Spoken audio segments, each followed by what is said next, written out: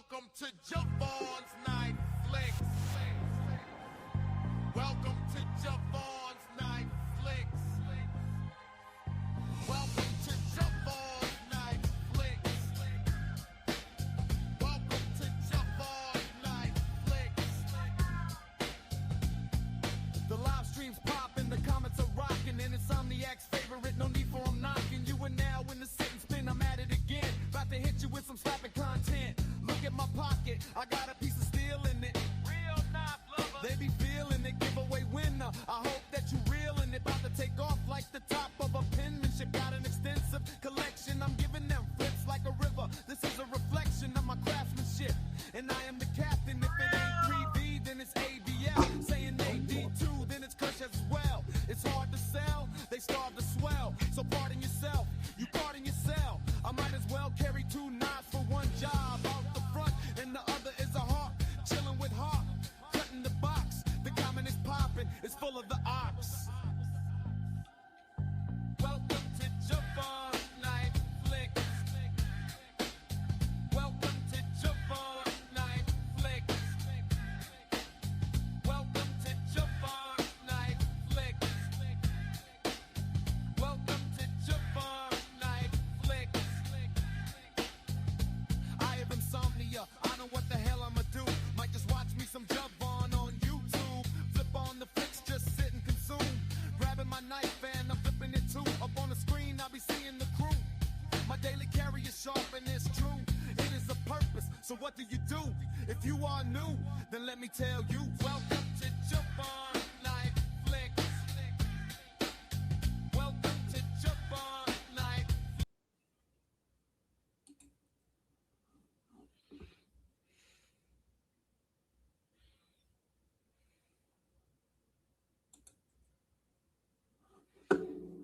Kinder, Yibbo Shaky. Me unscrabbly. Chocka doobie! Doubly chocka doobie! Pop swabble.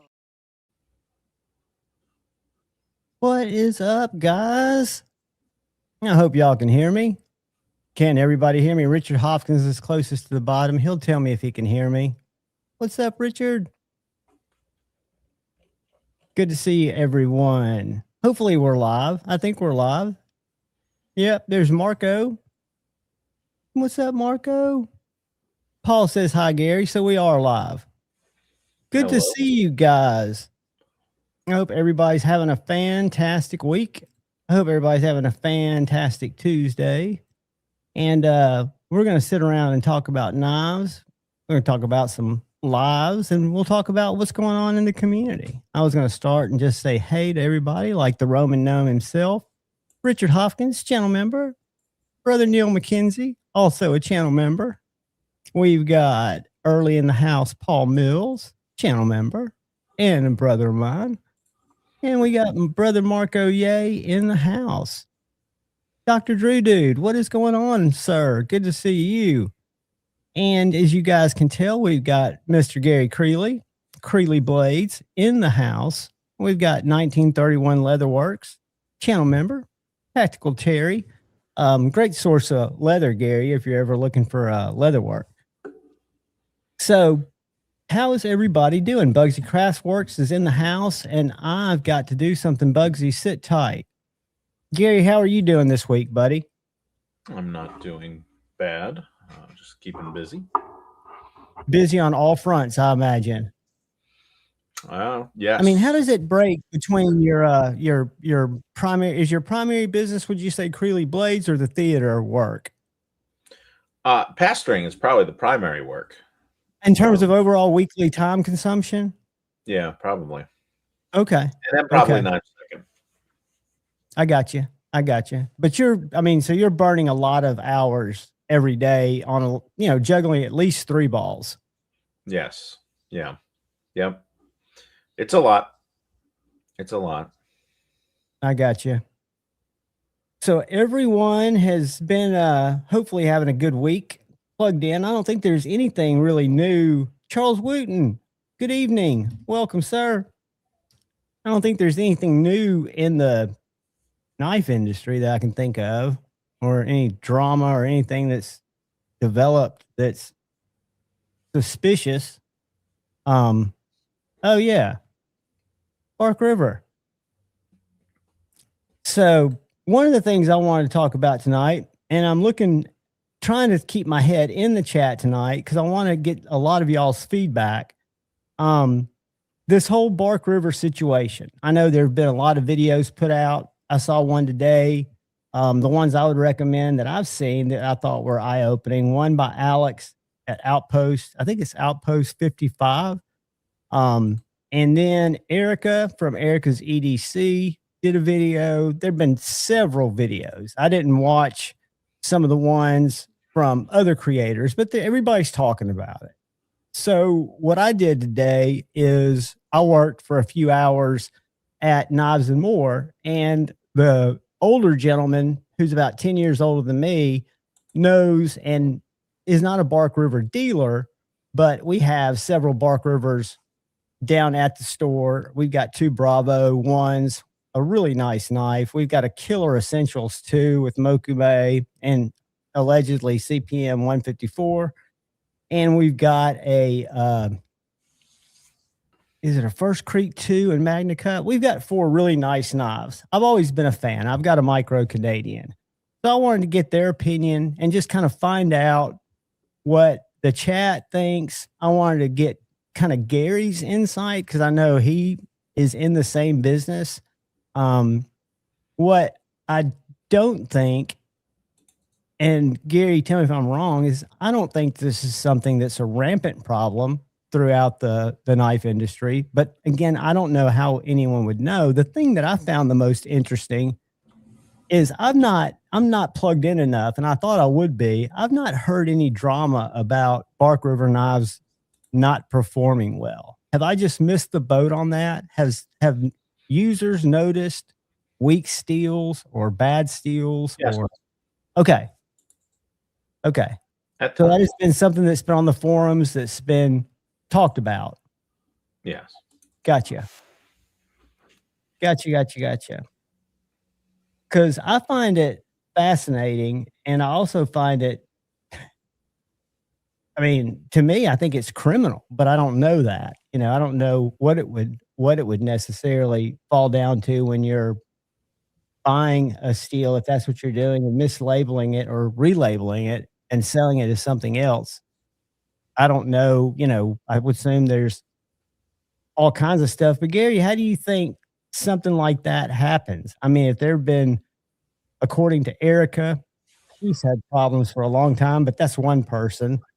I don't think Bark Rivers probably would be as successful as they were if they've been doing it for a really long time. I think that I think that Bark River was sloppy sometimes and would get steels mixed up. I'm not ready to say that I think that what they were doing was something that was widespread across all their models. I don't know. I don't think so. Because again, I saw the steel. Well, now granted, this was 10 years ago, 8 years ago. But I don't think it's limited to Bark River. Okay. I think, you know, 154 CM or CPM 154 or 440C are going to be hard to tell apart from 9CR. So there's a fair amount of intentionality with the selection of steel. Those would be hard to tell apart. If 9CR is heat treated well, it's going to perform okay. Like, it's going to be decent. It would not be a big difference. In his statement, he said that in their testing, so like they were, that sort of shows that there was a fair amount of premeditation, Right. Because it was in their testing. So you're testing a steel that you want to mislabel. If you want it to perform like another said steel. Yeah. Yeah. Now, one of the other things, though, that I would say is that, this is 50 families that don't have a job that had a job last week. Look, Mike Stewart is infamous for being a bit of a sketchy character at times with some of his business dealings at different times. And so this is true to brand. So that's, yeah. So this does not come to a big surprise or shock to me. I'm a little surprised that boom, they're closing. Because they're talking about making I think they were saying they were in the neighborhood of 60,000 knives a year. So if we were just to do a little bit of armchair math here, right? So let's bust out my calculator over here. And so 60,000, 1, 2, 3, 60,000 knives. Now, let's take a knife like a Bravo. MSRP on a Bravo is $320, roughly. That means dealer cost is probably about $160. Okay. So, but to a distributors are probably going to want that knife around $120. I don't think, did they sell off their own website or was everything through dealers? I think it was on their website. All they have are dealers, and they list DLT, knife ship free, and Klingenfeld. So, Okay. but I think what's the big distributor? I think Blue the Ridge. big distributor, Blue Ridge, did carry them. They did. But they were kind of the last ones to get knives, and they usually got less desirable models. But let's just say that 60,000 number is accurate. And I don't have any reason to believe that it is not. And let's say they were getting on average $150 for a knife was what they were selling for. Some more, some less. So just with that times 150 a knife, that's a $9 million a year operation. And I just wonder why they couldn't do well with that. Like I'm doing like 1,000 blades a year this year, probably. And I got my own laser cutter. Right. You've been able to put money in and invest in the business. Now, granted, if I was to be totally transparent, right at this moment, I have a lot of knives in process, like steel bought, cut. I've been straightening blades like a fiend. In fact, at some point in this stream, I might switch over to another seat so I can straighten blades while I'm on the stream. But I probably am. Well, I'm probably riding around $20,000-$25,000 of debt right in this moment against the business, and I have way more than that in potential sales and stock. Right. So it's a little bit like this in terms of a business. It's very capital intensive, but I'm just wondering, like, $9 million gives you a fair amount of wiggle room. You would think you would have leverage, and I didn't realize there were that many families involved. I didn't realize it was 40. About 50 employees, I think they had. Okay. Because that's something that they weren't sure about at work, was the size of the business. They had estimated it at considerably smaller, about 25% of that. Hey, Joe Isabella. Hey, everybody. Ryan. Yeah, you don't get 60,000 knives out the door. No, I didn't realize the numbers were that high either. That's eye-opening, because I noticed that DLT still has, I'm guessing, hundreds, Gary. If you look at just the pages of that long sword, they have a sword type knife that they make. That's just, if you go to DLT, and we'll look at it in a second, they've got probably 7 pages of that in stock, and they've got a bunch of different models. So they've still got a lot of stock showing on the site. And I guess the dealers, the way that works, the dealers have bought that, right? The dealers. Yeah, I mean, bought all that. normally the dealers buy the stock from you and then sell it. Yeah. Yeah, I didn't. I didn't know if there were terms on that. If Bark River put the knives in the dealer's hands, I didn't know how that worked necessarily. But if you go to Bark River's page, it's not. There's not a lot of information there. It just talks kind of about the history of the business, where they are. Is Scambia? I don't think I pronounced that right. Is it Escabana? Escabana, Michigan.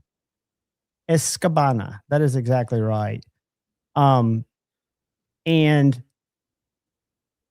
there was the marble knives. I don't know anything about. Do you know anything about marble knives? Yeah, I mean, that was man, it's so convoluted. I can't remember. That was a company that Mike had worked for, and I think he was the manager of, and they decided to go to China, and he decided he would quit because of that. Allegedly, yeah. That may or may not be true. But at some point, I think he was in a position where he bought the trade name for marbles down the road. I don't know. I'm not a historic expert on Bark River. I know bits and pieces. But what's interesting about Bark River is the first half of the process. They make knives like me. Okay, they buy sheets of steel. They get it cut. They have it heat treated. It goes out to a facility like Larkin, or in fact Larkin. I'm not positive where they go. And then the bevel's ground on them. So they end up with something along the lines of that. Now this is finished, and I hand ground this one, but they ended up with something like this, not sharpened, not laser etched. Obviously, I laser etched it, but they end up with something like that. And then from here, they take it and put it on what's called a slack belt. And a slack belt is the belt without a platen. And then they convex the edge. So, for instance, Bark River would say, well, the only good edge out there is a convex edge. Wrong. Well, the only edge that they're capable of making with their particular process is a convex edge. So that's quite a coincidence. But so they get the surface finish, and it looks like a hand ground custom knife like this. And then they put the handle materials on them. Now, I will tell you that gluing. Now, if your process worked that way so far, the biggest labor-intensive thing that you're going to do is glue on scales and shape those scales. You got to shape the front of them first. You got to glue. So, like, they were doing the most expensive operation in-house. And the other stuff was out of house, which they certainly could have got their own water jet and saved some money there. There were a lot of ways they could have saved some money on what they were doing, but didn't. But that's how they made knives. That was their process. So the first half was kind of like me. But where I differ is when I get to that point where the blade is, I get it and I just need to sharpen it. I don't play around with the whole convex thing to pretend as if I ground it. If I ground it, I'll tell you I ground it. If I didn't grind it, I'll tell you I didn't grind it. And then we sharpen it, etch it, and then put the scales on. And I have the scales made by CNC, and I bolt on all my scales. I don't know if I'll ever glue another scale again. It's not necessarily a stronger bond, especially on thinner stock, because if you flex them, you'll break that epoxy seal. Yeah. So the mechanical connection of the screws, and then also just to be able to take it off and service it, like if you want to clean it up or something, it's easier to do without stuff. So anyway, so my cost per knife, I mean, I don't know what they had in labor and everything, but is probably lower. And I worked hard at that, like to get my systems in a way. Like I love like a shaped handle, like a burl wood shaped handle, like that. That's great. But this is a lot of work and a lot of dust. Right. and time. Have you ever done a convex grind, Gary? Yeah. Because I just started because I don't typically do tough knives. I try to chase geometry and make it the best cutter possible. But what I discovered about convex grinds, I think it's kind of like these companies that like to use 1095 is because it's cheap and it's easy. Like that slack belt doing that convex grind hides everything. Like you don't Very have easy. to have perfect symmetry. It just hides everything. It's very easy. The easiest way to grind a blade is to convex grind some 1095 and charge the same prices for it. Well, Yeah, I Alex mean- did a video talking about, I don't know if you saw his, Shane, about this issue. It's Outpost 55. Is that the channel? Do I have it right? Or is it Outpost 22? I always forget. 55. There's Outdoors 55 and Outdoors Outpost 76, but Outpost 76. No, I'm looking for Alex. Yeah, that's Outdoors 55. Okay. Outdoors. Because he was talking about that he didn't believe that the convex grind thing was, in his experience, was any better than, and it was definitely easier to do. He didn't say lazy, but he said then doing, perfect bevels. And it takes more time, of course, to do bevels. Convex grind I think- does one thing better. It's tougher. Yeah, I think science tells us it's tough. It should be tougher, so it is, but it's not a better cutter. It just can't.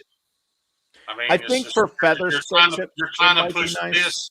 You're trying to push this through something versus this. But Alex said, like Gary said, feather sticking, it works really well. Why would it work better? Because it looks kind of like an axe head. It doesn't bite as hard. Okay. Yeah, and that curve in the convex gives the wood a chance to curl up and peel away instead of you constantly being wedged and under pressure between two pieces of wood. I got you. But yeah, I only do it on my big, like Troy and Bama's 3V choppers. I made them. Those are convex ground. Well, they're designed to be choppers. Right. The last thing I wanted was one of those guys slamming that into a piece of hardwood and it break in or whatever. So I convex ground them. But here's the thing too that's different. Is also convex. That's different, Shane, is the fact you made those convex grind, but we still put a V edge on them. Well, So yeah, and that's what people don't talk about either. The first half inch of those blades are flat ground. I just convexed it from there up. So the initial cutting, if you're cutting rope or something, it cuts like a flat ground knife. I just convexed the upper 2/3 of the blade to keep some toughness and some weight in it. But yeah, Gary, I wanted to ask your opinion because everybody's done a video on this in the past 2 days, and I did one today. And Not me. Give me 1 second, real quick. First, let me give Zach a real quick hug for gifting a membership.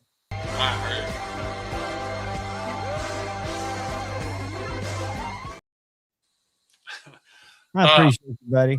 My stance on this is not the first drama in the knife community by far. And everybody's jumping on the bandwagon to make a video about it because it's going to get views.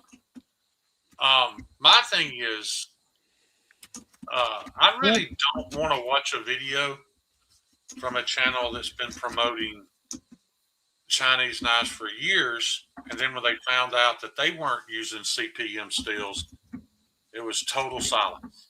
They didn't say a word. Nobody wanted to call out the fact that those guys went up to the Best Tech table and stole their knives because they were labeled Magna Cut at Blade Show. Nobody wanted to talk about that. That'd make great content. They didn't talk about that because it's knives they've been promoting. Now, I'm not speaking against those guys for promoting that. They do what they want to do. Just me personally, I don't want to hear their opinion on this because they've been promoting the exact same thing for years. Well, my take is there's a real piling on effect that happens in the height of these dramas. Yeah. And look, Mike Stewart has been, kind of a character in the knife world that has always been accused of doing shady things for as long as I've been in the knife community. And I'm not making a value judgment on Mike on this, but he's, I used to tangle with him in like blade forums, and like he was super opinionated, and I guess so am I. But he could just never leave the door open that he was wrong, and a lot of times he was. Yeah. And so, so I get all that. And to sell, to be hoorah America, yada yada yada, and then do that is a real betrayal for people. But at the same time, as I was saying previously to John,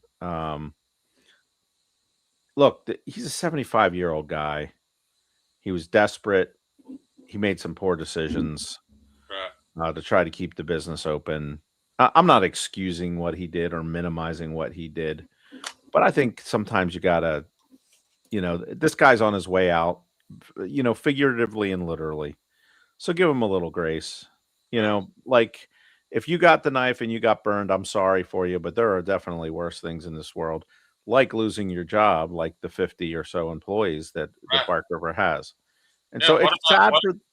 And what about one of the points that's been brought up? What about all these people that have had them for years and didn't know the difference? Well, I don't think they always were different. I don't think they were either. I think they actually were what they were supposed to be. I don't know. I don't know why Mike Stewart's not a pretty wealthy man. Yeah, he should be. I mean, I just don't know. Like, I was just figuring out, with at the rate they were making knives, they were bringing in about $5 million. I mean, $9 million. I'm estimating $9 million a year, give or take a few million amongst friends here. But, that should have given you enough runway to figure out costs and, make sure that you're profitable. Like, for instance, no grace period. Well, I'm in a business of grace. So even when people screw up, I'm not looking to. And that's not your knife making business. That is not my knife making business. Well, I agree with both of you. I don't think he gets any grace as far as a business standpoint, but I understand what you're saying. He's a human being. As a human being, there's a human story here, and no, that's lousy. I think, and I will say, I think it soils.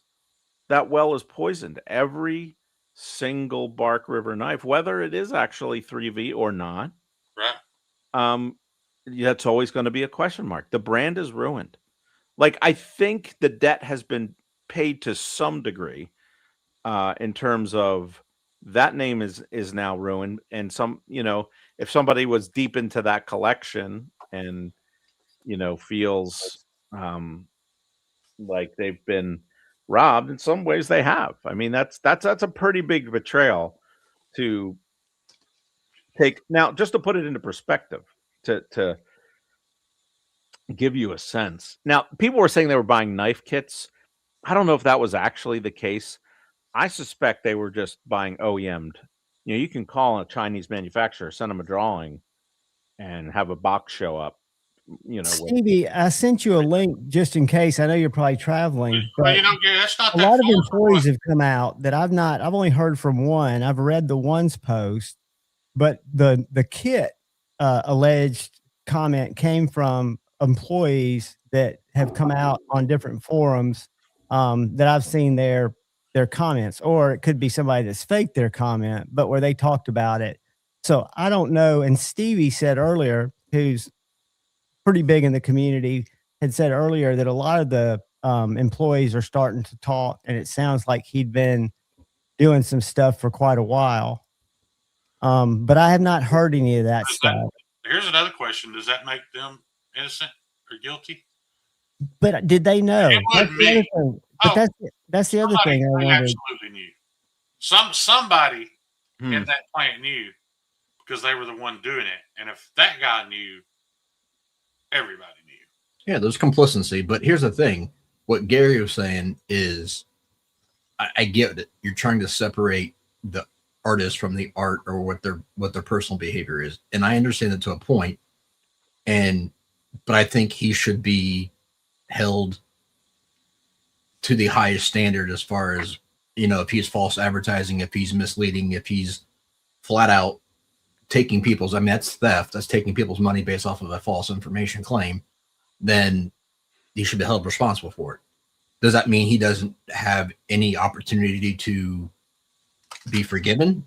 No, of course. Everyone has a potential, returning arc, but it depends. It might not be in knives. It may just be as a human being. But yeah, I agree. At 75, by the time it goes to court, there's not going to be any repercussions. I get that. Well, here's the thing, though. If he did not file, if he just shut his doors, then yes, he is still liable. If he filed, then he can get away from creditors. You can go after the company still if it's still an LLC or still a company. And here's another thing: if he's filed for his Social Security, which I'm sure he has at this point, you can sue him all day, but you can't collect.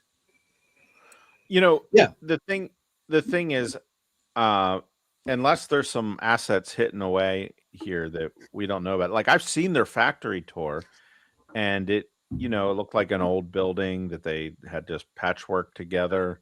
The equipment that I saw is not expensive equipment. Their grinders are just grinders. Like they're not, like there's not CNC machines that are new. There's not any of that sort of thing. So there's nothing to get, I don't know what holding accountable actually would look like here, because you can't get blood from a stone.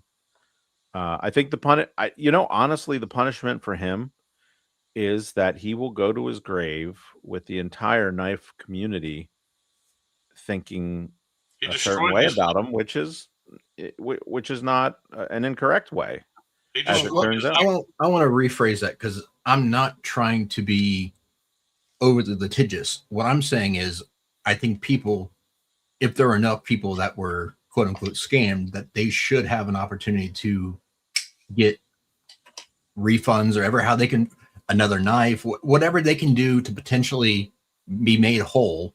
That company needs to make an effort to do that, whether that has to go through a court system or whatever it has to do.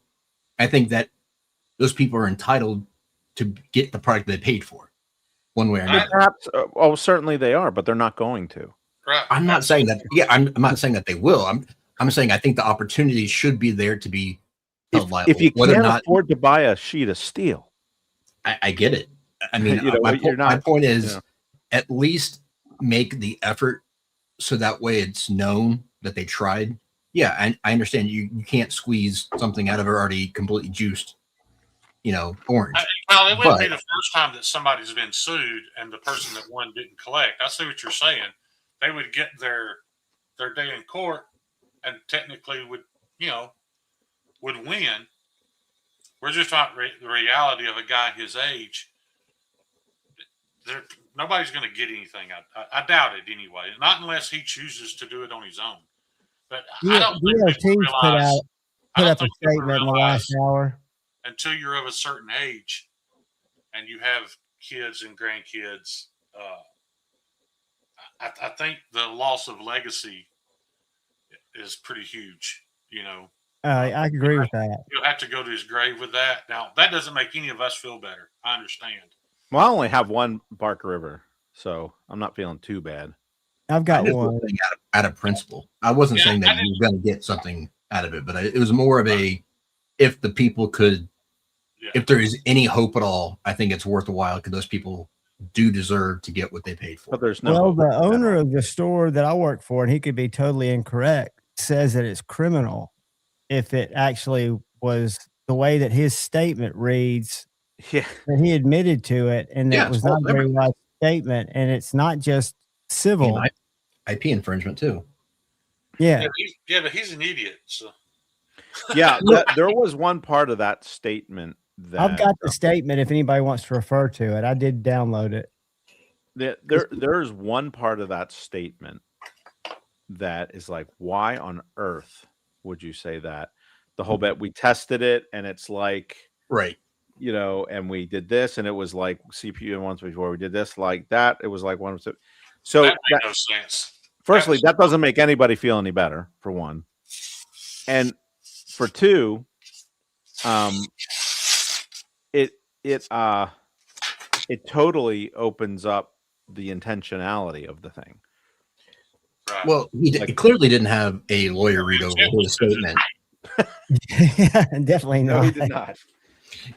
But the fact that he's labeling things CPM 154 or 154 CM, whatever, and not actually putting that in there, it's not actually that, opens him up for some issues. But like I said the other night when this was brought up, Absolutely, Joe. if he is claiming these things to be tested, I'd like to see it, because that's never happened since any testing I've ever seen across the board, that their stuff holds up the same to ours. And if that is the case, then why would you not be proud and say, hey, we're moving to something that's working better?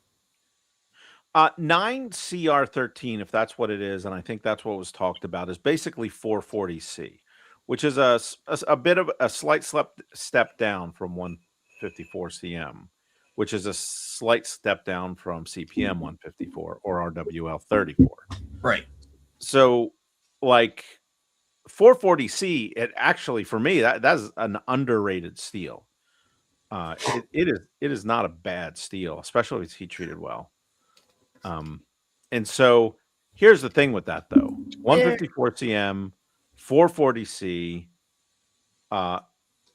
the scanners to test the steel it's going to have a hard time telling those two apart. Yeah, a spectrometer can only show so much, and that's what we tried explaining to John, and you'll appreciate this. So when you're looking at a spectrometer, it's showing the makeups of what's in there, but it doesn't show how they're made. So you can have two identical recipes, but get two different results out of it as well too. So yeah, and it doesn't pick up every element also. What is the one it doesn't pick up? Does it not pick up carbon? It was carbon or the Mio, like an important one. I thought it was I always mispronounce it, or M. Molybdenum? Yeah, I thought it might have been that. Maybe I was wrong, and I know that the weird thing is, so you can get two different steels, one say made here at CPM and one made by, say, a lab in China, and they can test on our spectrometer almost identical, but they're totally different freaking steels because of how they're actually created and heat treated. So some of it is, an open port ingot is a process. And look, we have learned that the Chinese can do things well. Sure. And do it well and cheap. Great point, Kathleen. So, it's not that it's not even that it, let's just say, just for the sake of argument, let's just say that steel did perform the same for the sake of argument. It would still be just as bad. It's still just as wrong to lie about it. But heat treated 9CR should be hard to tell apart even in use. If it's a decent 9CR. And that's what I was wondering, why more people didn't notice it. And that's one reason you were telling me before the live started, is in a lot of use cases, depending, on how it's being used, it would almost be indistinguishable in some cases. Could be hard to tell. John, you'd have to count exactly how many cat food bags you opened between one or the other. And I'm not poking fun. I'm just being honest. No, that's true. That's what we were talking about earlier. The same class of steel. Is one a little better than the other? Does one polish a little better than the other? Does one sharpen a little nicer than the other? Yeah, maybe if you're really observant. Yeah. But for the average user, I think they could be hard to tell apart. Be interesting to Rockwell test a few of them. Just Gary, that's kind of what I'm sure this probably irks you as well too, but when people are always like, oh, you can't tell a difference between those. As someone who sharpens a lot, you definitely can tell a difference. But Yeah. your average person doesn't do that. And if they were to rephrase that as the average person can't tell a difference, then I can get behind that. But when they sit there and be like, oh, you can't tell the difference between these steels, that's BS. You definitely can tell. But Kyle, you got to remember that you are at the pinnacle, you and Gary both, because working at that knife store, so there's the people in there, 99.8% of them wouldn't be able to tell. And a lot of them are out in the woods. I know because I see what they come in and they ask for. Not the best tool for the job. And they've been using these tools for years. So maybe their expectations are lower than, you're kind of at the pinnacle of your game of knowing how those different steels feel, where a lot of these guys don't even know what different steels properties are. And it's Sure. amazing to me because they're engineers in a lot of cases. Yeah, I Yeah, was sure. shocked tonight. The last several knives I've sharpened for local sales have been in Pro Cut. And I run my Pro Cut at 65. And so far I've been happy with it, but that's all I've sharpened lately. And I just went back and sharpened this 63 HRC Nitro V and was shocked at the difference of how it felt on the stone. Like, there's no doubt this will, in my mind, that this will outperform the Pro Cut just from sharpening it. I can tell this is Henry, you're right. It's just more abrasion resistant. It sounds different. It feels different when I sharpen it. I said that last week. Yeah. So you got to show a little grace, guys. You got to show a little grace. The thing it's weird. I understand exactly what you're saying, Gary. If I saw the guy walking down, this 75-year-old man at my local coffee shop, I'm not going to stone him. Yeah. But regardless of what business he went into at this point, which we all know he's probably not. I'd never spend another dollar with him. So the big question mark now is nice, Dawson. The very good. This conversation about his son Jim starting starting a separate company that doesn't have anything to do with it, yada yada yada. That's just. I thought that was the thanks, Dad moment. Yeah, he'd probably be better off not to say that, and then when he does start it, to not make a big deal of having that connection, or be a silent partner. Yeah, man. If that was me, I would just try to find something else to do. I'd flip houses or something.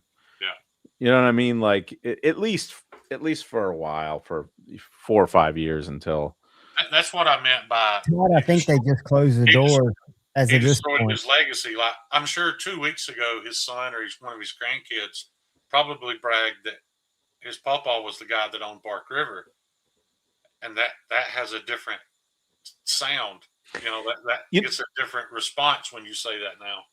Something interesting is of my years of going to Blade,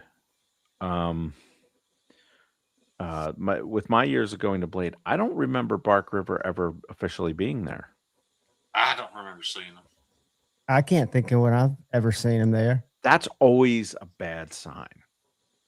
Because that means you're probably on the outs with the broader knife community. I'm not saying that's always what that means, but if you're a company of significance like that, another company doesn't go to Blade? Montana. Yeah. Good point. And like you're saying, if you've got a lot of people that are going to come to your table. I wish I could make that cheap a knife and afford to pay Tucker Carlson and everybody else to brag about it. It's not that cheap. No, it's not that cheap. Their knives are $100 more than mine. I'm talking about materials, like what it's costing them to make those knives. Oh, I know exactly. Montana Knife Company is a very successful marketing company. Yep. I love the idea of it too. Don't get me wrong. I love their marketing. I love the idea behind it. But I could get on the Joe Rogan podcast. They're not making much of a knife. That's what I'm saying, though, Shane. They don't need to go to Blade Show because they are spending their money wisely in marketing to the point where they don't have to produce anything. They can just have stuff made and sell it for an exorbitant amount because they've got the hype. Up there a while back. I don't want to say anything negative about the man. I'm in his fan page on Facebook and I don't open my mouth in there. But it's the same way with Winkler.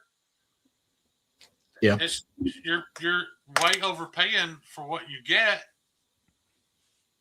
You're just buying. You this buy guy that made and pop now for a movie, this, yeah. but this- because Jack Carr promotes him, people will buy it. Yeah, I mean that's I don't knock on that. I mean Robert Amsler, he's got that knife that was on whatchamacallit. That's how I kind of learned about him in the back in the day, and that was cool. It was cool. Here's the thing though, with all this, you're not, there's a point where you're selling a knife, right? But when you start to move up, into these higher end knives, higher end steel, and all that, you're buying a knife, but you're buying a story. Yeah. You're buying a story, and so. And that's the thing at like Blade Show. You can go down and look at 5 different knives of very comparable quality. And one might be 200, one might be 600, and one might be 1,300. And it's the story. Gary, I held at least 5 knives last year at Blade Show that were over $1,000 that were made from a blank that I can buy from Alabama Damascus for $28. But what were the handle materials? Don't a lot of those knives have a? Not that much. Doesn't matter. That does not matter, and the refinement honestly does not matter. You expect that with any high-end. There's no metrics where you can say that knife's worth that, but people bought them. I mean, they wouldn't be in business if people. So I get it. They're buying a story. Just like I've never owned a Tony Bose knife, but after hearing that story from the guy that owns Burger King about Tony Bose, I'm a huge Tony Bose fan. Right, never who's held one. Josh? Huh? I don't know. I Sir Rick, who is Josh? Who's Josh? Back in the day. I didn't know if that was going to ring a bell with you, Gary. That's why I threw it up there. Yeah, I don't know. I might know who Josh is. Is that the? Is that the guy from Montana? Maybe I don't know. Gary, you may be able to answer this. I used to fantasize about owning things because I am a man child and I'm a veteran, and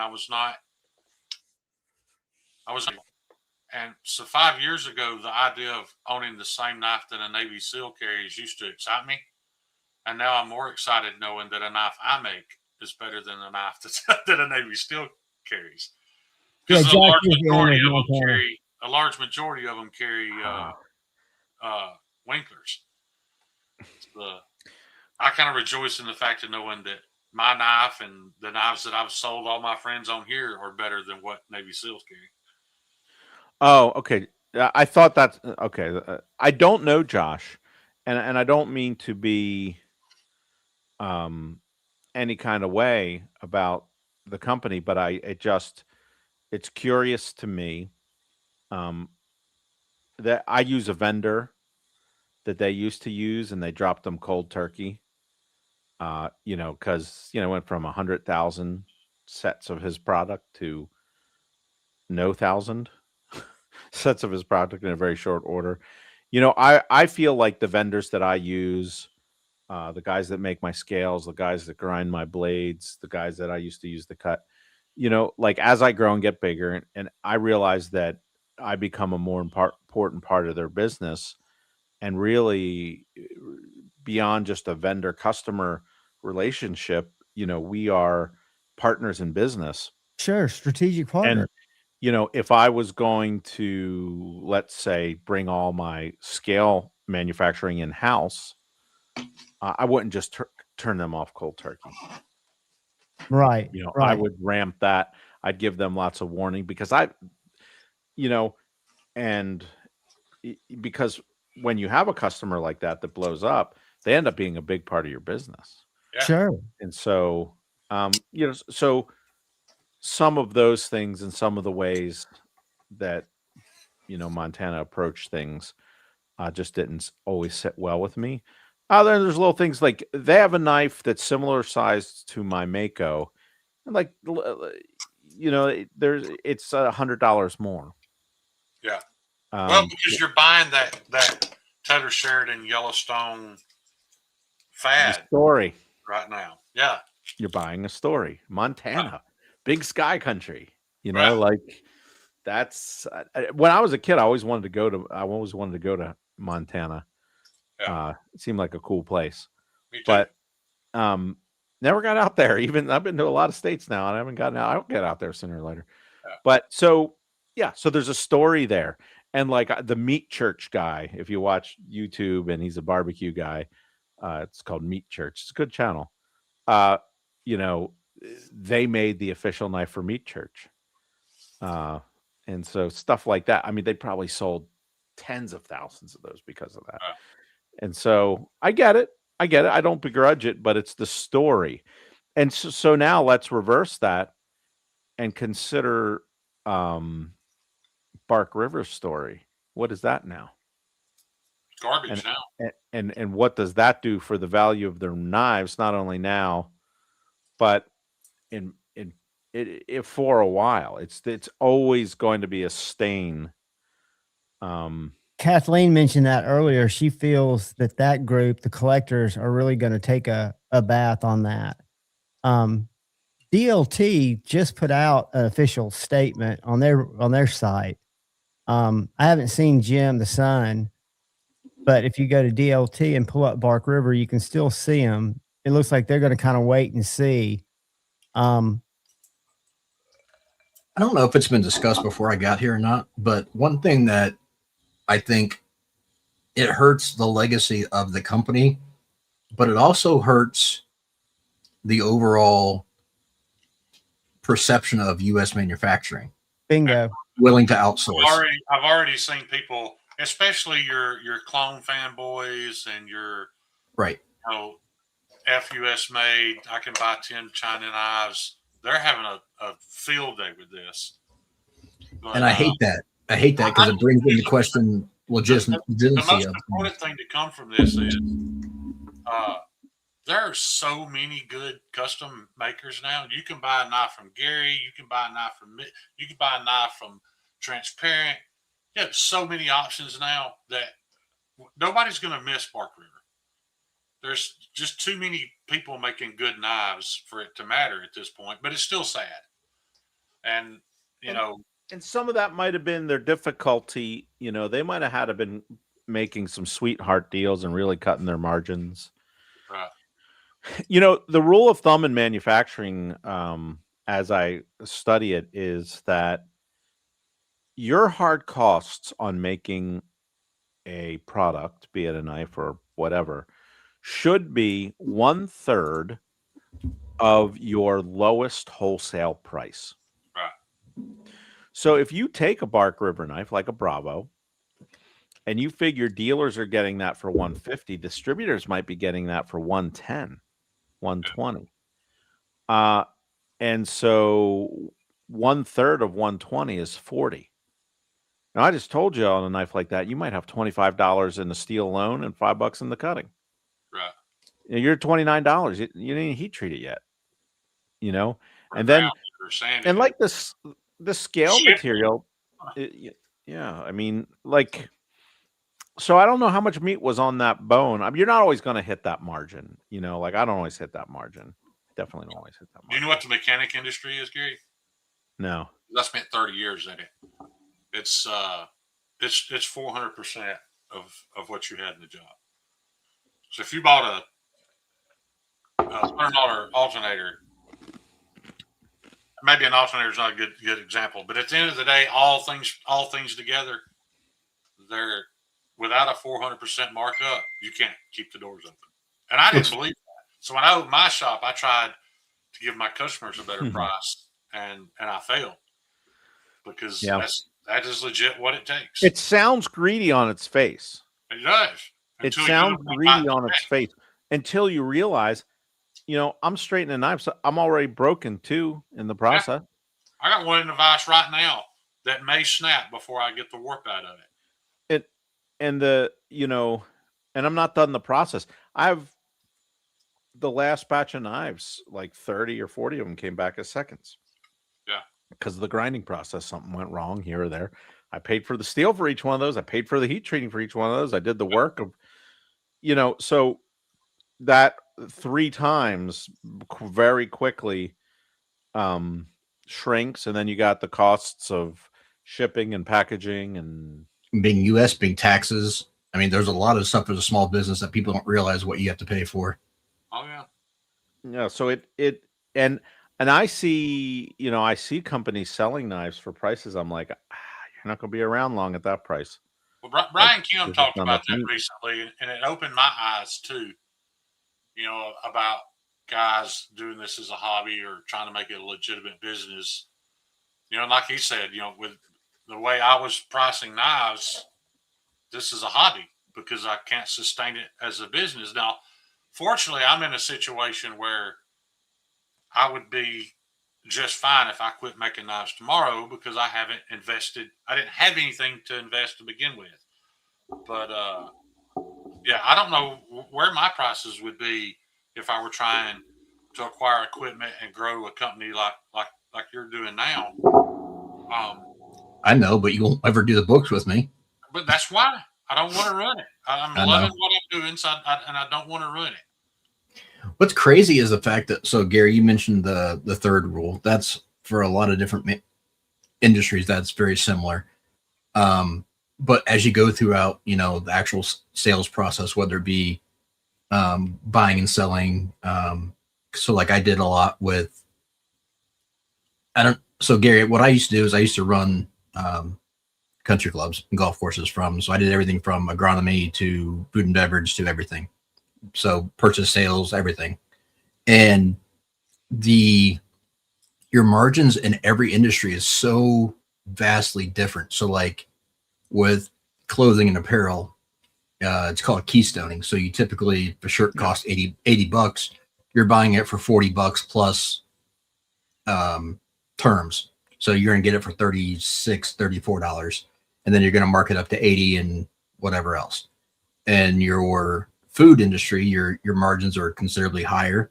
In your like overall looking at grand scheme of things, like, but even like a Kroger's actual net is like 2.5%. Grocery stores don't make very much money. So every industry, how they manage to get through is very fascinating.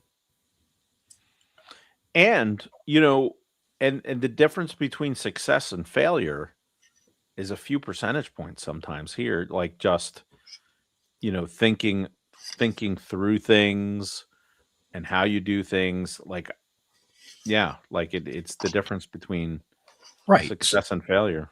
What drives me crazy is when you hear these stories, it's like, so I was always, based and big off of, promoting cost of goods sold and trying to calculate and figure out and I would actually give bonuses based on if you're hitting your cost of goods numbers, because that's bottom dollar where it's at. So if you can control those numbers, you can control your downsides when you're not having steady traffic. So if, let's just say X company is trying to track their numbers, but yet they don't know what they have on hand. They don't know what their inventory is exactly. They're not doing a monthly or a weekly spot check of what their inventory is. You're never going to be able to control your cost of goods, and you will more than likely have serious loss in theft and or issues with not being able to account for where your items are, whether it just be even lost.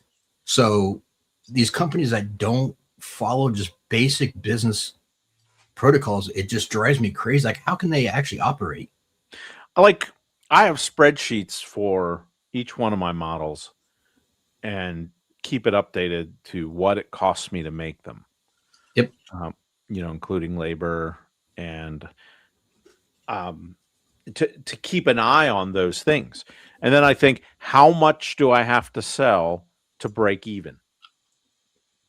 When can I get out of underneath that batch and then actually start making money on that batch? Seeing some sunshine, right? And so it's yeah, it's challenging. It's challenging. And Gary, you might know this better than most because you're up there and you've been in the world longer than most. But I was thinking about that today. What are the odds that things like this are the reason why Crucible went out of business? How many companies have done this to them? Like owed them 6-7 figures. well, they didn't know Crucible. They owed Niagara. Right. Well, but yet Survive Knives, did they not do the same thing? Didn't they owe To Niagara. cuts? Yeah. So Niagara was one who absorbed How that. much longer can these American companies stay open if these businesses just keep folding on them, filing bankruptcy? They don't. I don't know. I keep sending Niagara thousands of dollars every other month. Well, Shane, here's the main issue, and I'm not picking on them because I think Niagara is a great company and we're fortunate to have them. But it's also on their shoulders for not having to do diligence to get creditors and have actual successful creditors line. You can't be giving people this much on loan without getting paid. Once that happens, you're cut off completely. You almost have to, though, because I was having a conversation with Ryan Ellis recently, and I asked Ryan, I was like, man, what are you going to do when you finish this big job? Because one of the companies he was working with or for was kind of shady. They'd lost their last electrical contractor over money. Like, what happens if you finish the job, you flip the breaker, the lights come on, everything's working, and then you don't get your check? He's like, well, then I'll have to sue, and it may take me years to get it, or I may not get it at all. It's just the cost of doing business. He's like, because if you're not willing to take the risk, they're not going to do business with you. So that's the same boat Niagara's with. If you're not willing to extend that credit line, there's no chance of you ever getting that money.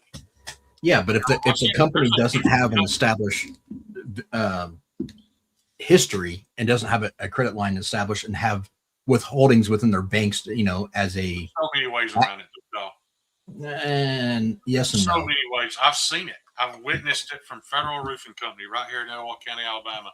They stuck every company in this county for hundreds of thousands of dollars under different business names.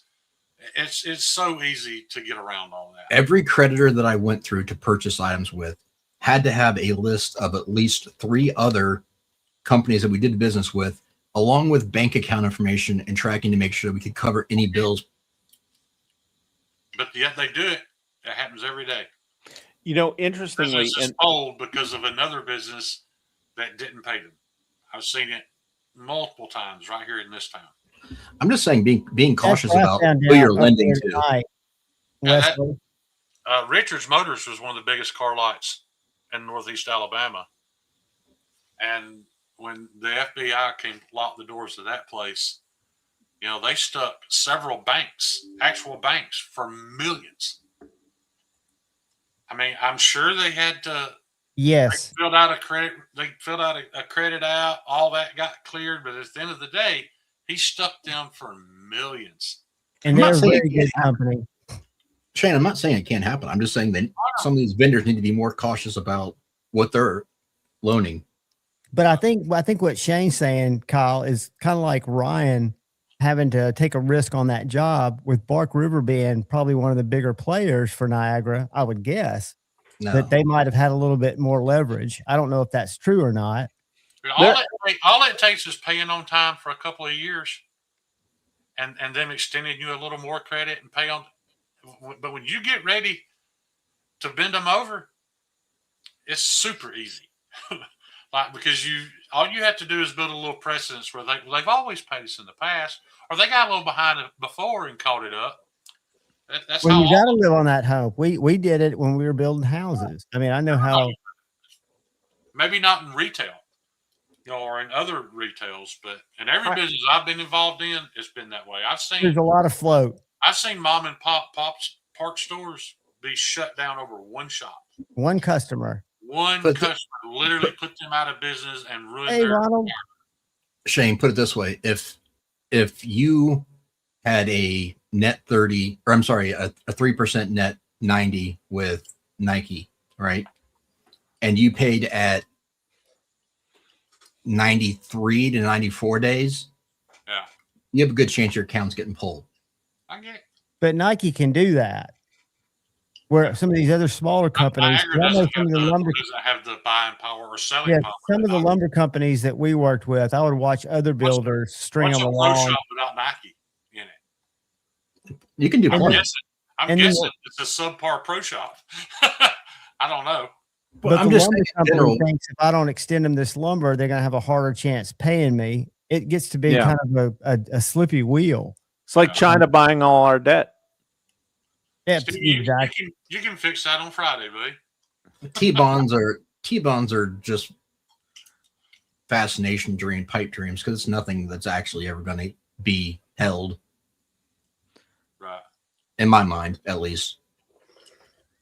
Yeah. Gary, I mean, I don't know what you think, but I think that it's Treasury bonds.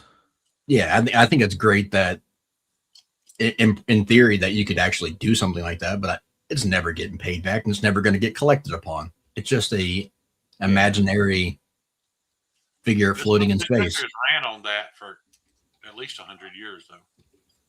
Correct. What do y'all think about Erica's take? And I think this was her take. I might be making it up. It may be my take. I'll take credit for it. But that they're not the only, Bark River's not the only company doing this. And there's a lot of gray area with some of these companies and what they're claiming is American versus what really is American. Stevie. Yeah. I think there's a lot more of this out there than we realize. You And got a for- link, buddy. Come on, and join for the conversation. Big players too. I mean, Gary, you know as well as I do that there are major knife companies out there that nobody has, that aren't admitting. Like you talk about that you're having stuff contracted out, but there are major knife companies out there that will not admit that people think all their stuff's done and made in house.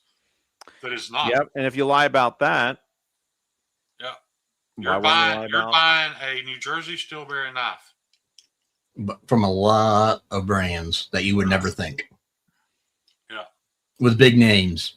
And maybe that's good. Maybe they make the best knife possible. I don't know. Here's the thing: if you were so proud of what they're doing, though, you would claim them as your OEM I would think so. I would think because they have shown that they have the capability to produce. It's not like they're such a small mom and pop place that they couldn't keep up with more orders.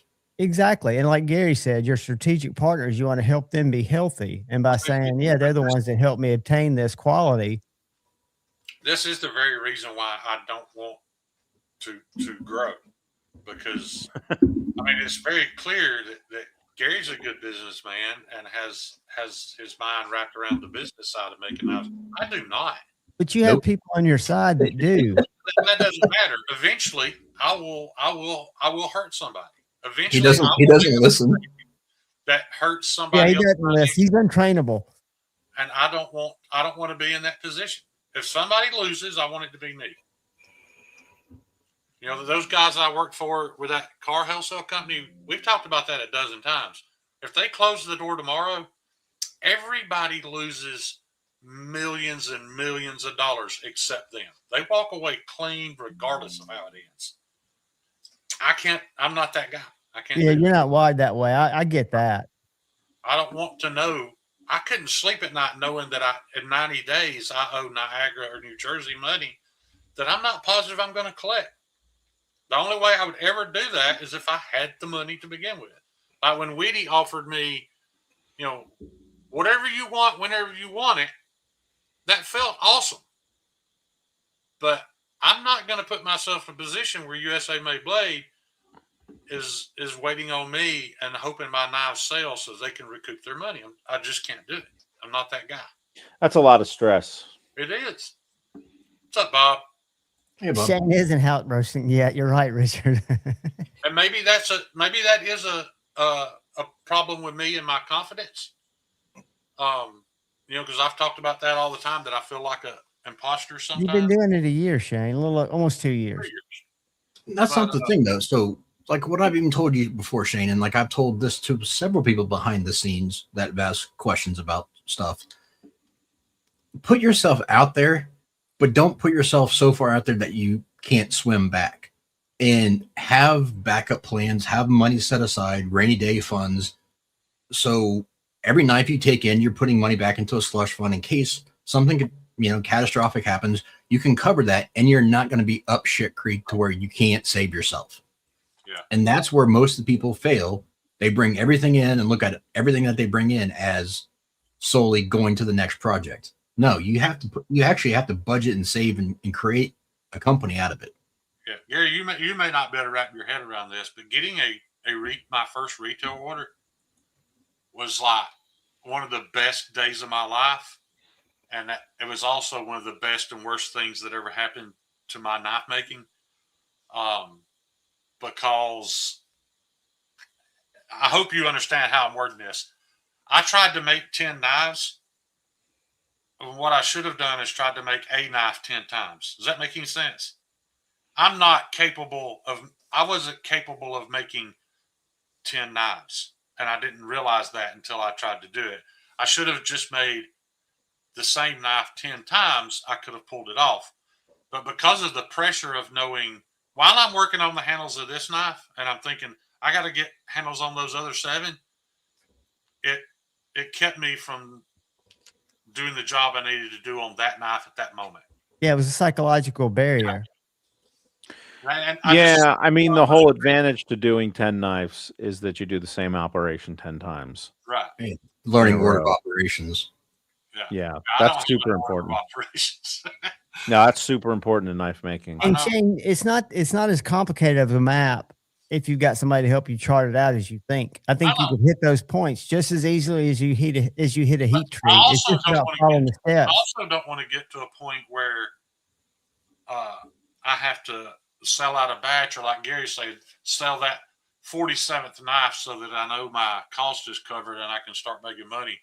I'm still at a point where I'm tickled to death every time I sell one.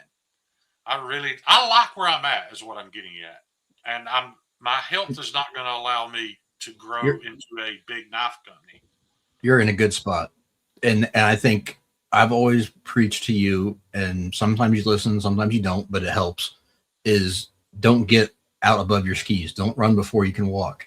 Right. It's great to have all these grandeur ideas of what could be, but until you can actually secure what you're doing consistently and being happy with the process and learning ways to make things go smoother, there's no point trying to go further and trying to scale up. Gary hasn't been around long enough to know this, but everybody here that knows me knows that my motivation has never really been about money. Yes, I'm making some money. My life's a little better because of knife making.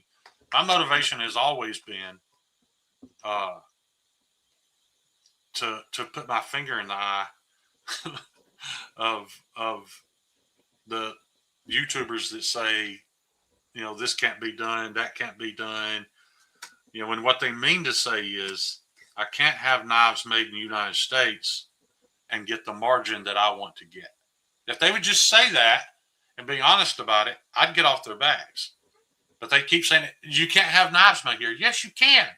You might not be able to make $150 a knife. Or maybe you can if your name's big enough, but yours is not because you're a YouTuber, not a knife maker. That's the part that's always what YouTuber. You're thinking about a particular YouTuber at this moment. I'm thinking about a handful. Several.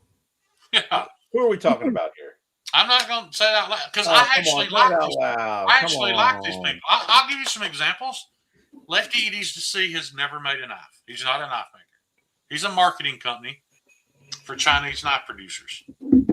And I've heard him constantly say, I just can't get knives made here. Yes, you can. You can get them made here and make $20-$30 a knife, but that's not what you want. You want to make $150 a knife. That's what you mean, is I can't make my margin back. But that's my point, though, Gary. If he was you and he's been making knives for years and he's able to have it made wherever and demand a price because of his reputation, that's how it has always worked. But they don't want to take that path. They don't want any salt. They don't want any blood in the game. Now, one thing I can speak to is getting knives made in China. It's not just about margin, although the margin is good. Right. But it's also about minimum order quantity I know. It's also about cost per unit, Right. and the willingness of you can send a napkin drawing of something into a Chinese company, and they will make you something. An operational knife, right? And It's a so complete turnkey operation experience. Hogue's going to look at you and say, I huh? agree. Yeah. All these OEMs that there's not many OEMs doing folders. Right. I mean, I talked to one, a well-known I company. agree with that 100%. But my point is, you can't say it can't be done. Well, it's That's not that not it can't true. be done. It is just dramatically harder. Right. I mean, Yeah. you can do anything you want. But that's not what they're saying. They're saying it can't be done, and then they badmouth U.S. knife making because they've been on YouTube for 3 years, and these guys won't make them a knife that they can make $100 a piece off of with no sweat in the What do you game. think a YouTube influencer knife model is going to be worth in 10 years? Nothing. Nearly zero. Yeah. No. And I don't hate them for what they're doing. People get me confused and think, how can I be friends with Terry when Terry has a model? I have an issue at all with what Terry's doing. But Terry has not come out and said, hey, man, if I can't make $150 a unit, I don't want to, there's levels to it is what I'm getting at. Todd, I don't know that. Gary would probably know that better than I don't believe so, but I could be mistaken. You see that question, Gary? Yeah.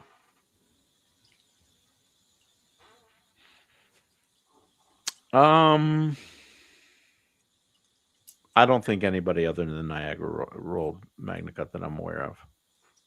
I didn't think so, but I wasn't 100% sure. Didn't want to speak on it. So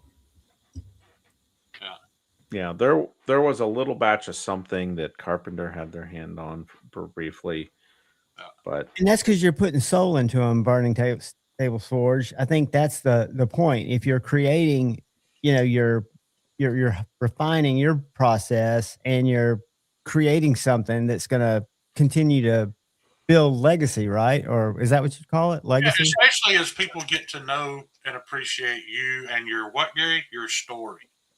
right. That's why your knife may be worth more 10 years from now. And I have a pretty clear, you were mentioning about my website, John, that I have the mission page empty. So I forgot about it. I definitely do have a particular objective in my knife making that I can clearly articulate, and I will fill that in. But I think that's important too. I care about blade geometry. I care about heat treat. I care about steels. I care about function. I care about cutting. I don't care about Damascus. I think Damascus is dumb. I don't like jimping. I have very clear ideas about what I do and I don't like. I'm not saying I'm right and everybody else is wrong. I think $400, $500 for a piece of mammoth to put on a handle when it's as fragile as glass just doesn't make a lot of sense to me. So, but there are people that go to knife shows and pay $7,000 for one blue Bowie knife with those things on it, like a Kyle Royer type knife. Absolute gorgeous art pieces, but it's not going to be ever used for a user.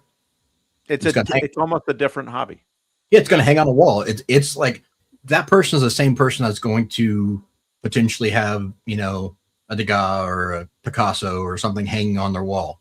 That is someone who's going to spend good money on an artistic piece. Yeah, those are the same guys that will buy a $50,000 Rolex versus a $10,000 Rolex. Because in my world, there's no difference in those two. It's a Rolex, and I can't afford it. But once you get to the point that you can afford a Rolex, well, why would you buy a Rolex that costs 5 times more than another Rolex? It doesn't make any sense to me. But actually, Ray at Everyday City Carry said something to me one day. It was very profound. And Ray don't say a whole lot of profound stuff, just to be honest. Zero. But he was talking about this fidget gadget that somebody had released. It was like $180. And I was like, you've got to be kidding me, man. And I just went off about how it wasn't worth it. And he's like, no. He's like, Shane, it's not that it's not worth the money. It's just not for you. There are people out there that this thing was made for, and they will pay $180 for it, even That's though it a does fact. nothing. And he's right. And I kind of that backed me off of being an asshole about things that I probably shouldn't have, because So here's something that people don't talk about. Money is relative. What $100 is to me may not be $100 to Shane, may not be $100 to Gary and the next person in the chat. If you have X amount of money, it doesn't make it a damn bit of difference what something costs. It's all relative to what you have. The percentage that you're spending on it, right? And if someone thinks that something that's worth 10 times more just because they got money, good for them. Let them enjoy it. That's what it's made for. But it doesn't mean that it's for everybody else. Baptism is asking about your decision to not add jimping. But keep in mind, guys, somebody thought that was a good idea. Nobody thought that was a good idea. Someone made that by mistake. The reason I don't like jimping is a couple reasons. One is it's an additional operation. Two is it can significantly weaken the blade because often the jimping is occurring above one of the thinner parts of the blade profile. Secondly, most people don't use it. Yeah. Some people do. But is the juice worth the squeeze? And for me, generally, the answer to that question is no. And I don't like the aesthetic. I don't like fuller either. Do you have the same opinion on the sharpening tool then? No, because that's functional. Okay. Like everybody sharpens. Well, no, not everybody does. But at some point that like the one guy that works for me is agnostic about sharpening choils. The other guy that works for me is very much against them. And like Spyderco's drive me nuts. Like especially a PM where that terminates in the back. When you start sharpening that, yeah, you don't have anywhere to go unless you're doing it by hand with something that can get in there. But like I like using machines. So what I actually grind in a little choil back there. Right. I just take the corner of my wheel and put a choil in it. I will agree with you on the jimping. I don't mind adding it to a knife if somebody asks for it, but I've never in my daily use have never found it useful. Like for instance, there's jimping here on this knife. When have I ever really needed that? Yeah. I mean, it does work great if you're wearing gloves. I live in Alabama. We rarely ever wear gloves. You know, it's a non-issue for me. Or pants.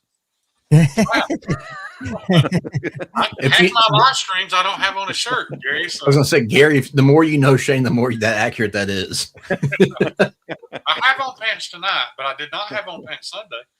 He's had to shimmy off screen before because he had to stand up to go get something, not want to show skivvies. Yeah.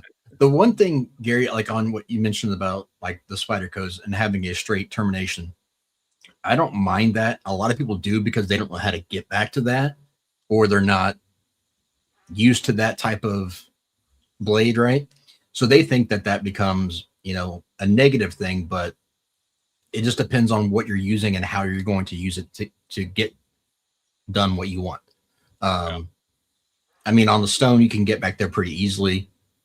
On, belts, it's much harder. That's why they stop.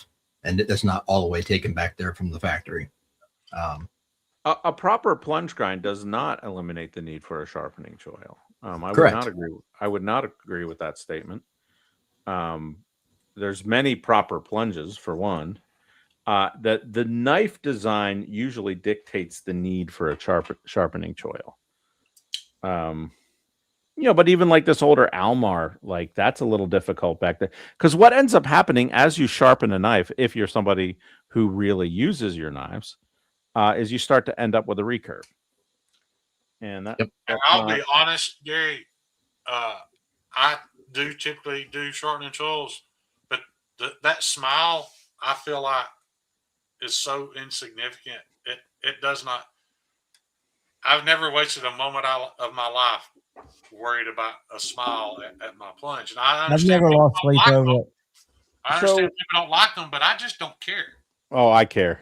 I do. It drives me crazy. I know it does. I get it, but and in all honesty, if a knife develops a little bit of recurve, I'm good with that too because I like a little bit of recurve. I don't mind the recurve. What I hate is when a maker puts the plunge grind ahead of where the termination ends. Right. That's improper plunge grinds. Well, is it though? Because some makers have Yes. a whole inch of blade that's not even sharpened. Yeah, and it looks like shit. It's stupid. I think it's distasteful, and you don't like it. No, here's the Mako, and one of the hardest parts I had sharpening a knife is right there, right at the plunge, right in front of that guard. And what would happen is my sharpening would run into there, and I have a gouge there, and people, So what we do now is we slam the sharpening straight into that plunge, put a nice big gouge in there, and then we come in with a 1/4-inch wheel. And we clean it up and we put a little bit of a choil, not like a deep choil, just enough of a sharpening choil that will give somebody a few sharpenings worth. And like when I made my hunting knife, I dealt with that like this. So I let the blade hang down a little. And I don't have, let me see if I have a sharpened, I don't have a sharpened Mako here. No, I don't. To show you the difference, but I just put, here's one. Oh, it's a minnow. Doggone it. I built in a minnow sharpening choil with the minnow. Yeah. You can't really see it, but yeah. But that's a problem that's tricky to solve. And I really don't like the way Spyderco dealt with it. Like I think it's terrible. You look at the Spyderco Ethnic series, though, I think that explains everything. There is no blueprint for proper. Every country, you can do whatever you want. Somebody might not buy it because of that, but I don't even remember who it is that has that 1/8 inch right in front of the plunge. That's what I was going to show. I was going to show one, but so Gary, what I'm saying, I don't mind that Spyderco does a straight termination. What I hate is when they have the plunge grind going up closer to the tip than where the actual termination ends. So, i.e., a sweeping plunge. No, because not all sweeping plunges do that. But say like a Osborne 940, that the first time you sharpen it, no matter what angle you put at it, you're going to get a smile. Yeah. A Harsey, very similar. Here's one. Talking about Bill Harsey. It has nothing to do with him. Turning stable, some knives more than others. Here, let me see if I can increase this. Can you see that at all? That Medford, yep. Yeah, the Antic, Shane. That's the one you see right there. It's got every bit of a 1/16 or 1/4 inch of unsharpened blade. That doesn't need to be. There's zero purpose for that. Yeah. It's a bad design. That's a really common custom knife design, though. And it doesn't bother me at a few all. makers. See, in order, the spine don't cut stuff, and neither does that part of the edge. In order to have that round sweep at the top corner of the grind, you end up with that down at the bottom. Wasn't that a South African thing, that big sweep? Somebody told me it kind of originated there. Well, I'm pretty good friends with John Gray, and that's how he grinds. Yeah. And I said to him, so what do you do with the back? He's like, you just don't sharpen it. Yeah. Now, he's all about tactical. Like really, pokey stabby. He really came up in that tactical world. And so him's like, I don't want to catch the knife on a choil. And it's just like... The thing about John, though, and you're good friends, though, and I've sharpened quite a few of his knives. Like, for instance, like the rostrum, where the edge actually, the termination actually is behind where the scale material is. You have to take it apart to sharpen. Yeah. And but he does a lot of hollows to the point where a lot of those knives you can get back there to the very end and it not be nearly as bad. Like that Medford, I understand where it comes from wanting that sweeping plunge, but I've seen plenty of sweeping plunges where they don't have that. I think it's a matter of getting the sweeping plunge and then not having a straight drop down termination. It doesn't bother me. And Bernie Stowe's right. I agree with you. But why? But here's the great part about the knife making world is you can make a knife and not do that. And people that hate that might rather buy your knife. Right. So, yeah, Now I just say there's things about knives that don't bother me that infuriate. Like detent lash didn't exist till 3 or 4 years ago when somebody made it up. I have never picked up a pocket knife and seen if the blade wiggled a little bit on the detent. I still don't care. And I don't feel like it's a factor of saying this knife's garbage because the blade has a little movement when it's shut. We made that crap up, or YouTubers made that crap up and made it into a big deal. But big deals are different for everybody. That last 1/8 inch unsharpened edge, that's a big deal to Kyle, but it's not to me. But I don't do it. I don't do it on my knives because I don't see the purpose. But it does. At the same time, it wouldn't stop me from buying the knife if I really wanted it. now as a maker and dealing with my own knives, like I deliberate over that little detail back there a lot. A lot. And then I'm thinking about it in the context of, okay, I'm making a lot of these, so how much, like how does the process work? So by putting that choil in, I'm cleaning up the front of the guard, which I don't clean up before, and I'm putting the plunge in, and it takes like 16 seconds and makes the knife so much nicer for that little bit of effort. Right. And so like figuring those things out are, to me that's very gratifying. Like oh wow, okay, now I've got a solution to that. And when we do that could have been done at any point in the process, but when you do it after you sharpen it, you can be sure to clean up all your sharpening. So every Creeley blade Mako is a little different right there. John, I owe you an apology. You remember me screaming at you about putting tape on your edge? Yeah. I did not this one, and I scratched. Can you see them? You got little scratches? Yeah, I see them. But I get the same one, Shane. I also did not finish the handles on this at all, and I did not recess the screws completely, and there's a reason. This is going in my kitchen, and I know if I took the time to finish this knife properly, I would sell it, and I still wouldn't have a decent kitchen knife. So that's why it's staying the way it is. It's razor Did sharp. I see you shaping the front of your scales while they were on the knife on that? When? Today. You did. But just and the reason you saw me doing that is because I ran them up, because I literally gave 2 shits. They don't match now. This knife is not for sale. I simply do not care. I just wanted to cut stuff in my kitchen. I thought that's what you were doing. I was. And had it been a knife for sale, I wouldn't have done that. I would have shaped them before I ever put them on. But my wife has been on me about the fact that I've been selling kitchen knives, and we don't have a single. We've literally been cutting everything in our kitchen with a $15 Walmart fillet knife for the past year. Well, a lot of these guys go to Blade Show and dump $8,000 on folders. Don't have a good knife in their kitchen. Right. Yep. This is an excellent kitchen knife, and the finishing on it is dog turd, and I'm going to leave it that way so that I don't sell it. And that's a good reason. That's a valid reason. Yeah, I mean, I'm not ashamed to show it. Did y'all see that? Did you see how uneven those are? You know why they're uneven? Because Gary watched me do it with the scales attached to the knife. You can't do that right. It's like a horror movie. Yeah. What's he doing? That's funny. I can't believe I missed it. When did you go live, Shane? This afternoon? Yeah. I mean, and these scales it was literally scraps off of another one. Yeah.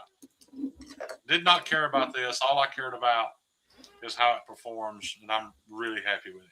It's like watching a car wreck in slow motion. Yeah. Nice, Yeah, Greg. you're probably right. Maybe I shouldn't have done that Fudgy, I live. sent you a link.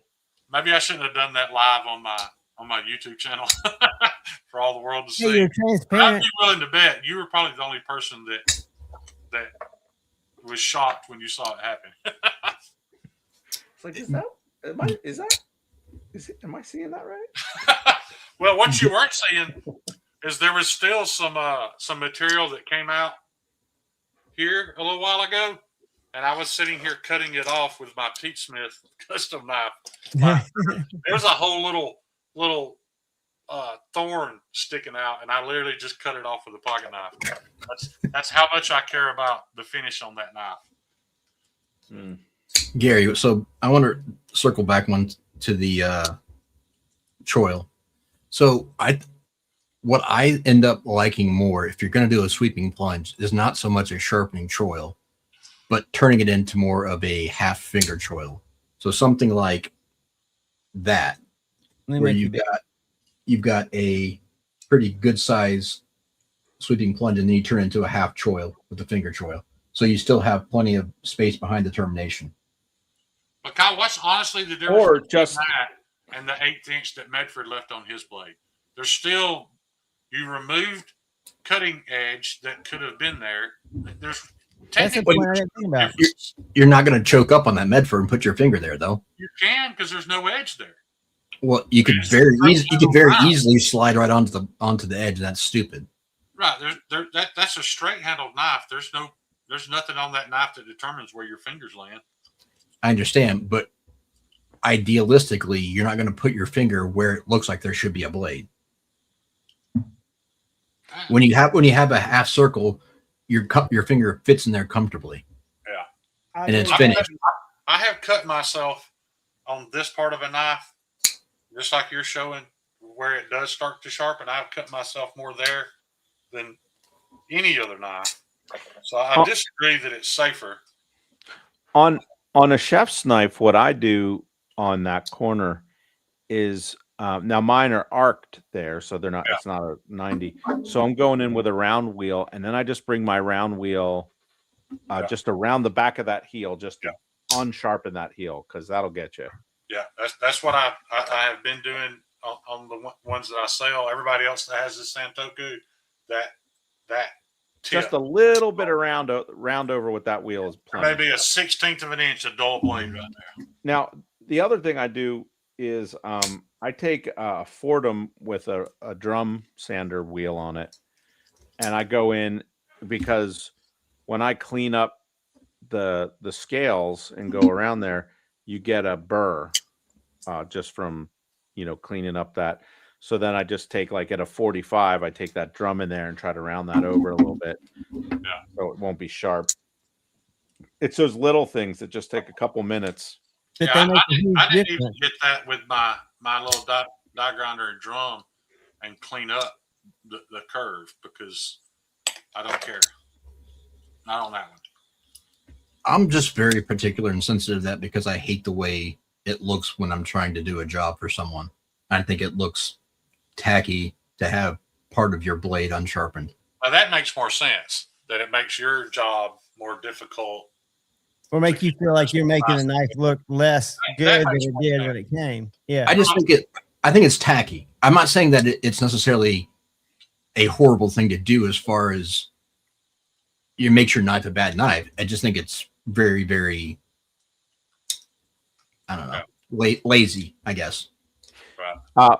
One of the design choices back in that heel area are those older French, and even some newer ones still do it, and German, to put a big old bolster right at the back there. And so when you start sharpen it, you got a huge recurve right there. Because I just grind. Like when I get an old knife like that, if I like for somebody, I talk them into, let me just grind that whole thing right off. Yeah. And I just put a little arc. Yeah. Like, goodbye, Frenchie. Yeah, and that's what's funny. Like I mentioned, those rostrums. It's so weird that his knife, you actually can't. Doesn't matter what size stone you're on, you can't sharpen that without taking the blade out of the knife handle. I definitely learned something recently, Gary. I had a kitchen knife from somebody that I have a great deal of respect for his knife making, but it was I guess you'd call it a rat tang. It wasn't a full tang kitchen knife, and a wooden handle. And the handle, the wooden handle itself, I don't know if it was something I did, but it just softened and kind of crumbled away. So the handle just broke off of it. And that's why I will never not make a full tang kitchen knife, because of that experience. Well, got the wah handles that are just sort of consumables almost. Yeah. This didn't have hardware, so it's not like I could just bolt another pair on it. But Yeah. I have a feeling that was probably me, because that was a high carbon tool steel that knife was made out of, and it performed like an absolute laser, even when it dulled because it's so thin. But I was so nervous about it rusting that I was spraying the knife. I would wash it, dry it, and spray it with Pam, because I'm lazy, and that's what was right there by my sink. I think the Pam soaked into the wood and literally, it just crumbled. It was just assuming it wasn't. Burl wood is terrible. It's really weak. People say, "Oh, 3D scales are no good." No, like burl wood and like mammoth and some of these things can be really fragile. Yeah, I bought over $100 worth of beautiful burl at Blade Show, and I didn't get a single knife out of any of it. Like, it literally just turned to chalk. It was really pretty. It looked like they had put a little epoxy over the top of it to make it shine and slick. And as soon as I ground into it, it was like grinding a stick of chalk. I mean, I could just. Pam is poison, Bugsy. It probably is, Bugsy. You're probably right. So, Gary, the knife on Instagram. The knife that Shane was talking about. So, like a wah handle, you still have a full tang. Well, you have a half tang. It's hidden tang. But the knife he's talking about literally had like I'm listening and learning. Had an 1.5 inch stub, and then it had a full handle attached to that stub. So there was no metal in the back half of that handle. Yeah. Okay. And it worked great, and it may have worked great forever had I not soaked the wood and the metal with Pam every time I put it up. Well, wood's gonna rot if it holds water. That's exactly what happened. It just rotted the wood. The blade's still fine. I've got a guy that I'm going to have TIG weld a longer piece of metal onto that, and I'm going to add a handle to it. I learned something today that y'all probably already knew. We got in a Crewwear PM2 that I really like, a Spyderco, but it's got the micarta scale. And, the micarta scales, they sit on a full liner. They don't recess the liners. You know why? Why? Because the micarta gets too weak. If they were going to recess the scale, the micarta would break. That's what the Spyderco rep told the store. What's the story behind this then, the Native Chief? Because it's not, so I'm assuming just standard Native Chief scales will fit this, right? Yeah, that's sitting on a full scale, right? That's not recessed, is it? No, but I don't think any of them are. So, no, you're right. So if you can find, I'll be honest, I'm not a huge fan of this. If it was darker, I would be. I just don't like this light tan color. Take Wicked Wax. No, I'm thinking about just putting some. I've used wood stain on my Carta, and let me say this: it is a little splotchy, but it kind of gives it a weathered look, and I don't mind that. So I'm going to try that. Have you tried just Wicked Wax or just some wax? No. Or rub your forehead and then rub the knife? Greasy boy, that'll do it. Yeah, bolt butter is what you're thinking you need. Yeah, bolt butter. I got some bolt butter. Burning Stables, all this wood was sold to me as stabilized. And it was all garbage. And then talking to some other makers, I was told that they dump a lot of what they call their rotten burl. They dump a lot of that at Blade Show. So I don't know. Well, people don't realize burl is actually the diseased part of the tree where they've got worms and everything else. It goes through there. Scientifically, it's weaker. I mean, the tree's dying. Not all stabilization is created equal. Absolutely, amen. And that's I can't. What's that name of that company, Gary, that does a lot of the stabilization for stable or for burl woods and stabilized woods? There's a It's like an acronym. yeah, there's a huge place that does it, and they do some of the best. They actually do it with They the do good container, work. the pressure pots, and all that stuff. Yeah, there's one here in PA called Mel at Wood Dynamics. They do good work too. Yeah. And here's the thing too, that what people don't realize, that even when you get a piece of stabilized burl or anything stabilized like that, you're gonna get voids in it. So then when you're in your finishing process, you gotta fill it with either resi, epoxy, CA glue, and then buff it and sand it back out too. It's a lot of work. All right, y'all. We're gonna give it a shot. I don't have any bolt butter. I've got some Mad Wax. That'll do it for you. You got a candle, dude. That's a Mad Wax candle. No, there's no string in there. Is there no way? Okay, I thought it was. My bad. No, Just I see what you're saying. finger. I see what you're What saying. about Renaissance wax? But I don't think this is going to darken it any. I think you'll be surprised. Is the bolt butter softer than Mad Wax? Because Yes, okay, the Mad Wax is a little bit. it's got a little grit in it. It's not gritty to me. It's just it's harder to apply. I mean, really, you want it to sort of go gray on you, and then it's a little more resilient, Yeah. Like when on the rare occasions when I do carbon steel, I'll often etch it in ferric chloride, just make it gray and clean it off, put something on it. John, I'm going to make myself big for just a second. I'll show you this. Go ahead, Mike. Here is a gorgeous piece of stabilized burl wood. Oh yeah, that's on your mod.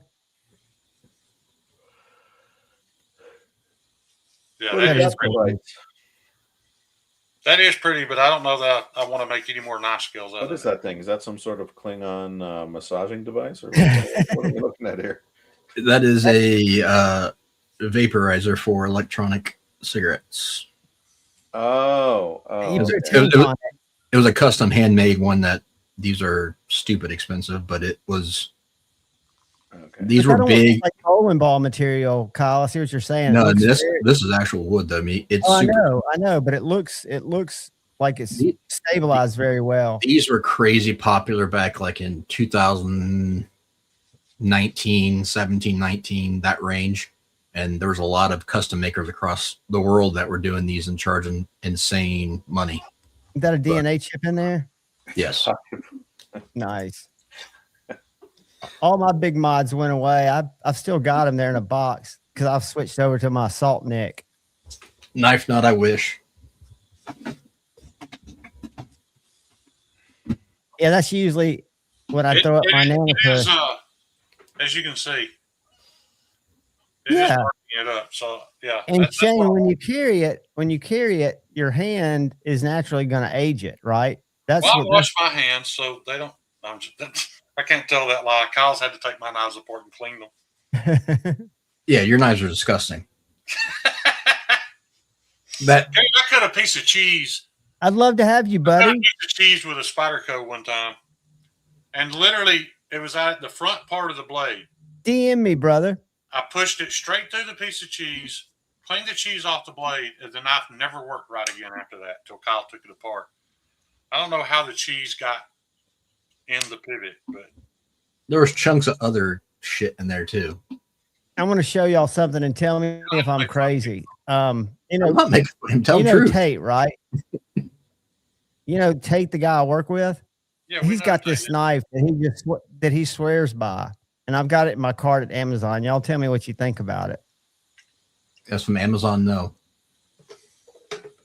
I don't trust No, them. it's something different. It's a Knives or knife making or we can't see it.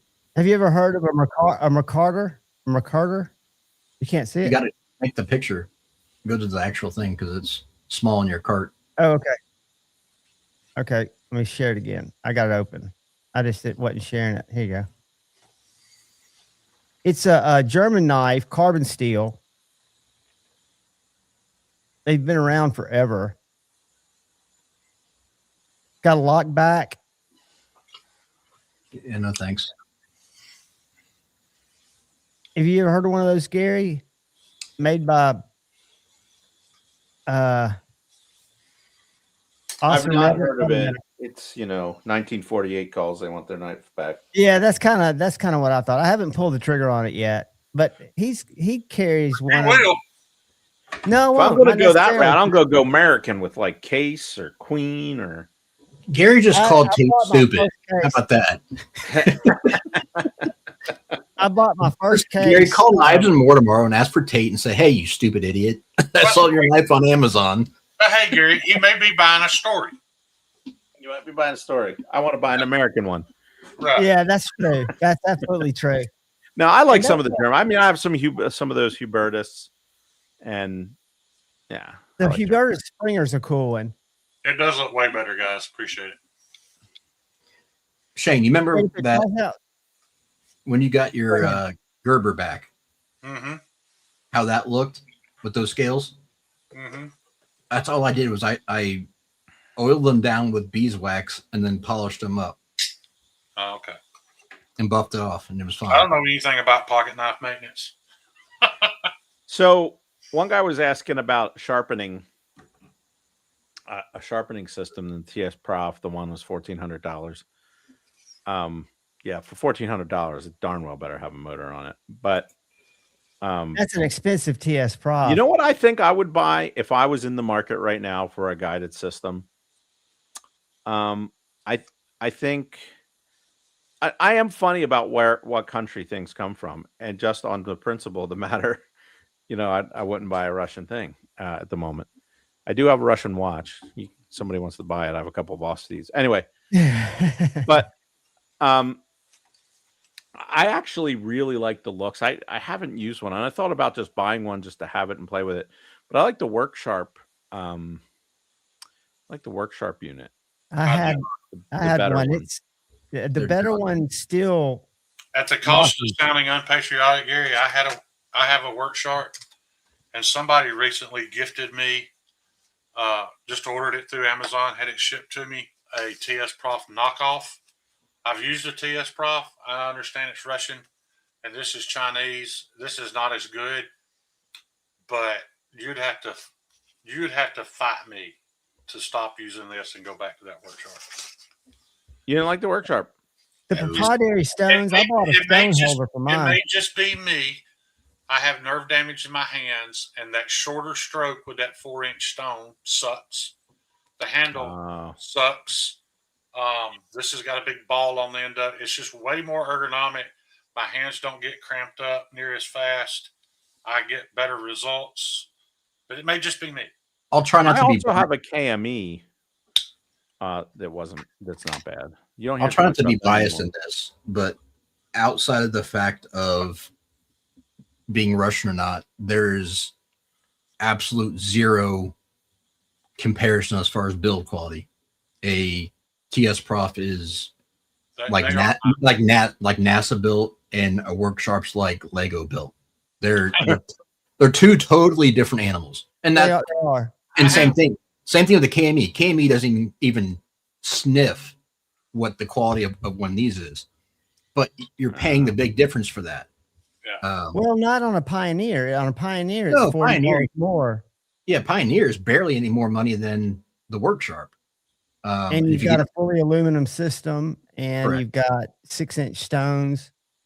Correct, and it's much more. And you're not using proprietary stones, so you can get the stones you want for it. But Gary, I do feel bad saying that because I like Work Sharp as a company. I love that their little field sharpener. sharpener they have. Field The field sharpener. sharpener is great. Field Sharp's excellent. I use that for all reached my out foot to them joints. because I was going to a one of those self-reliance festivals, and I told them that I had agreed to do a knife sharpening demo, and I did it with their Precision Adjust, and they sent me a Precision Adjust to give away, like 4 of the field sharpeners, like 8 of the little smaller ones, and I literally had these. Down here in the South, we call them holiness women. You know, they wear the skirts down at their ankles and their hair in a bun. I I had them. That's kind of the tradition I'm from, but I'm the not as conservative version. Yeah. Well, I had them. I can't see you in a skirt, Gary. Yeah. That's how I Looking started the demo. Was I told them, I was like, I can have any of y'all sharpen a knife to razor sharp right here, right now, with little to no training, and they all did it, and they all shaved hair, and the people who won the stuff were tickled to death. But my point is, they gave me a couple $100 worth of stuff to do that demo with.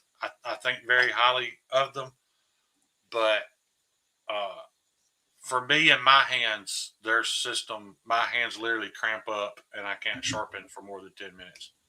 So, and I am wholeheartedly on board. I appreciate what Worksharp does as far as, they're not American made, but they're an American company, and I appreciate all that. Yeah. But when I want quality, I'm going to get quality. And yeah, I don't look at Russia the same as I do China. They're not, obviously, they're not an ally.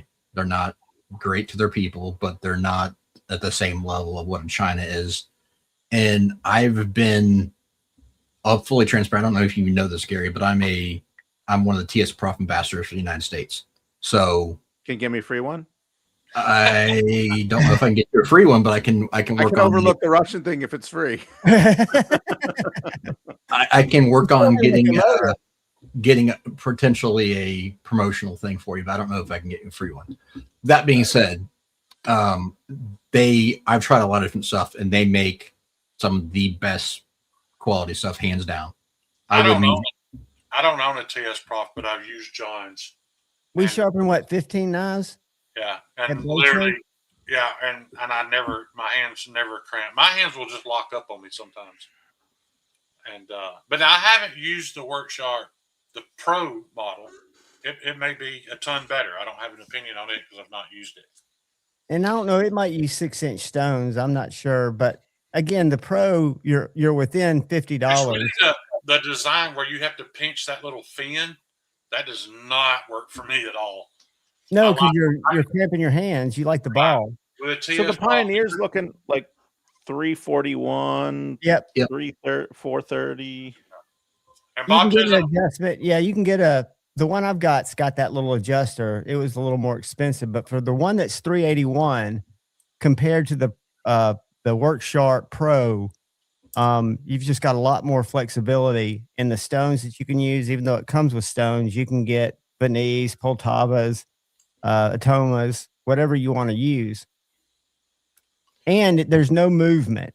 You can clamp it down, which you can clamp down the Worksharp, I guess. But the Worksharp, I bought a little thing off of Etsy. Somebody 3D printed a little kickstand that I'd have to put under the clamp, between the clamp and the table, to keep it from my knife wiggling when I'd put just a tiny bit of pressure on it. So what's the best TS Prof of their systems? The K4, and that's the one that they were talking about. That's just came out. That's like $1,400. That's the one I'd want to get free. Yeah, I'm sure. I don't even have that one yet. They're sold out on their website. Yeah, they just got. I think they got 14 or 15 of them just got to the U.S. So why is it more expensive? Because I draw the line. I do lots of things in the bathtub, but I do not sharpen knives. I'll go live in the bathtub. So the big thing about them, Gary, is they try to look at everything from a science background, and very, very technical with their materials and engineering. So precision is very, very important to them. And like on the K4, they're doing something that's unique that no one else has been able to do yet. And it's like their clamp system like this here, they actually have it to where, so like now you can get a loop and look down on it, whatever. Now they've gotten the new with the K4, you can pull the entire clamp system off, hold it up, look at it so we can see, what's going on with your apex or whatever else, put it back on, or check it, and it's completely zeroed out. It doesn't lose zero. Which is that precise where you can take it out and put it back in and not miss a beat? That is one of the big new features on that. They're super stable. I mean, this is the KO3. This was the king of the beast until the K4 just got released. These things weigh like probably close to 12 pounds, maybe 13 pounds. I mean, they're heavy. Very, very stable, phenomenal machines, but they also, like I tell people, they have a range of stuff for different use case scenarios. Not everyone needs a KO3. If you're not doing it for a living or you're not want to be the most precision person in the world, you don't need the KO3. You can get a Pioneer. Blitz or a Pioneer. The Pioneer is great for the money. The Cadet, it needs suction cups so I can stick it to the side of the tub. The Cadet is the next step up. I've got a Cadet as well too. The Cadets are great. Tom, did you happen to watch Wrangler Star's knife sharpening video? I don't watch that, dude. Well, don't, because the words coming out of his mouth are.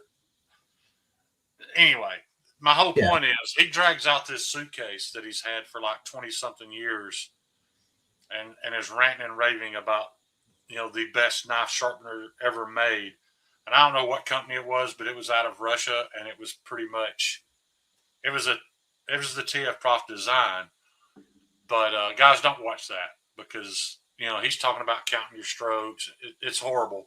But I just thought it was funny that Russia has been making that particular style for a long time. Wrangler Star is. It was so old that it wasn't diamond. He's batshit crazy, but. So there are multiple companies from over there. So like, TS Prof is the premier. There's another one called, is it Kak Britva? Kak what? Yeah, exactly. It's KAKBRITBA. There is, Hapstone is out of Ukraine, which is funny because I dealt with, the two major stone manufacturers are Veniv and Poltava. One is Ukraine, one is Russian. But they're so close to each other that they interlap and they're friends. And I don't know if they're even family between some of them, and they go back and forth. So like there's a whole, so like when certain things weren't available a couple years ago, they could get it through other parties, and they also do private label stuff so like all the Hapstone, Start line of stones were made by Poltava. TS Prof stones are made by Veniv. There's a conglomerate over there when it comes to sharpening, and they make a lot of good stuff. They don't make Creeley blades sharp condition. That's great stuff, by the way. I've got I bought some 3, and if you guys get any, and I recommend it highly. I haven't done a conditioning video with it yet, but I did a conditioning video when I had some of the stroppy stuff in the little spray bottle, and it was kind of messy. I got overspray, and I felt like I was wasting my compound. And this little dropper, I mean, it'll put like 2 or 3 little globs that you can just rub into your strop, perfectly smooth. And I mean, it just feels great. Gary, that's good stuff. I'm a fan. Good. I'm glad you're liking it. Bugsy, I disagree with that, Bugsy, just because they don't have any control over what's happening over there, and the people themselves aren't bad, and it's not like it's different than the China situation, because the government doesn't own those businesses the same way. So I can see that. That's the result of the Creeley compound right there. Mick, the Pioneers is like $350 to $400, depends on which version you get.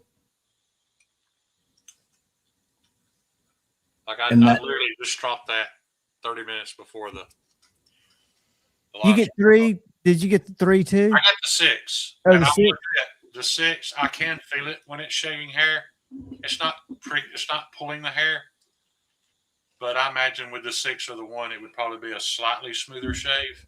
But I wanted a little bite left in it, so. Yeah. Gary, do you ever, going back to your days before you were using motors, did you ever play around with combinations of, going from X stone to jump to this stone to see what the results were versus adding one in between and seeing what worked out well for you and get like an aha moment? My sharpening before I went to mostly stones was like a lot on the sharp maker with diamond sticks, and if it was too bad for that, I would either go on a 1x30 or just like, I don't know, 200 or 400 grit diamond plate, and just freehand on the diamond plate until I got it closer to where. Well, I like to play around with jumping in and seeing different patterns if I can find one that works better. And I had one this past week that just got a combination I was trying just out of curiosity. And for some reason, the separation between the two grits and the two types of stones just worked wonders, and they came out phenomenal, which was great because it actually saved me a little bit of time because it was taking one less jump in stones. So that's why the order that you use them in, Kyle. Yeah, just seeing, like, sometimes it makes a difference as far as how the burr will come off with the next stone you go to, and I think certain combinations, whether the material you're using as far as the stones and or the grit change, can make a huge difference. And I'm having issues with a stone that Kyle sent me. I know it's doing work because it's turning black, but I cannot get that 600 grit. What is it? Boride? What is it called? It's the PC series. It's the polishing series. Their stones are. I can't get it to create a burr. They're not sharp, don't get me wrong, but I've never, or maybe it's so small I can't feel it because I do have limited feel in my hands. But every other stone I used, I keep one fingernail just a little longer so I can catch the burr. And I cannot feel a burr at all with that particular stone. Is that a $200 bundle? Well, it's out of stock for one, but with the Pioneer, that doesn't look like it has stones with it, does it? No, honestly, stones. Yeah, that's with no stones. That was dramatic. What I would suggest for anyone looking at the Pioneer or any of their systems, get the cheapest one that they offer without stones that has the parts that you want. So like if it has the clamps that you want and so forth, and then get your own stones, because the diamond stones that come with them are just diamond plated. They're like an Atoma. They work well for 30 to 40 knives, and then they start to wear pretty dang fast. You're better off investing in aftermarket stones, better stones, and saving your money up front by not buying those.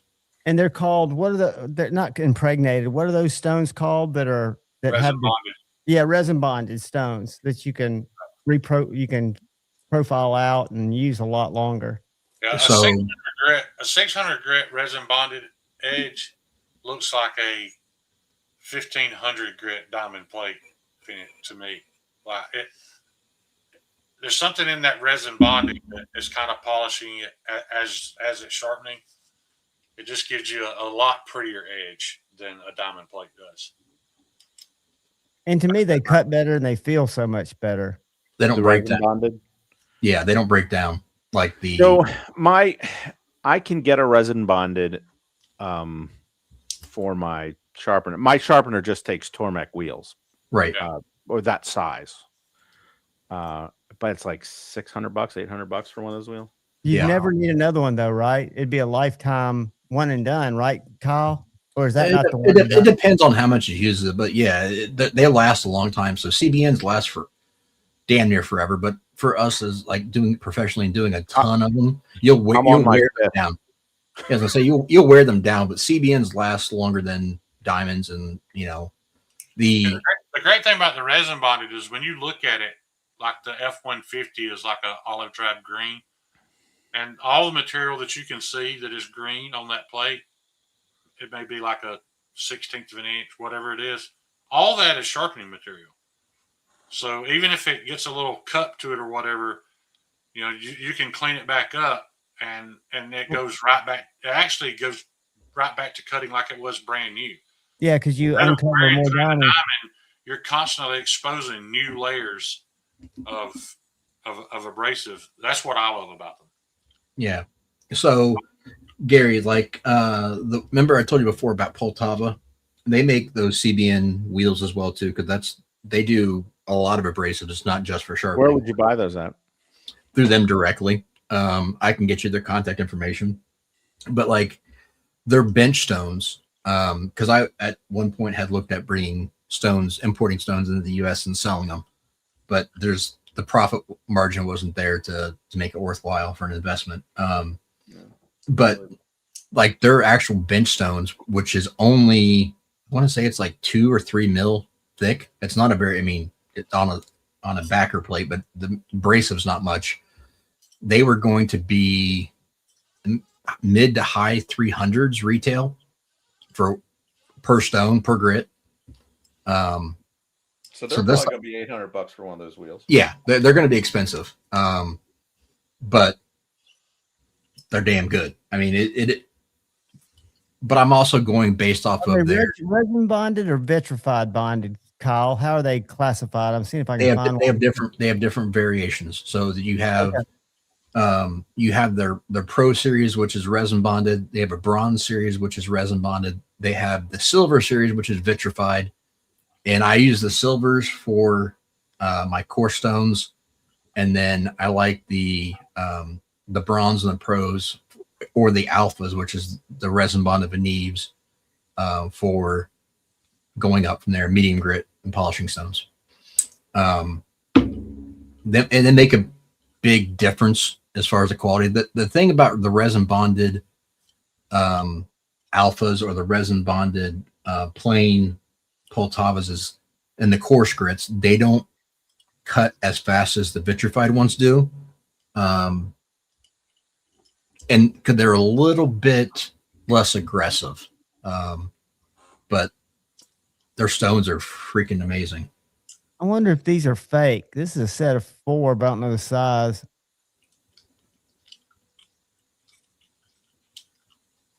$245 for a set of 4? That's got to be fake.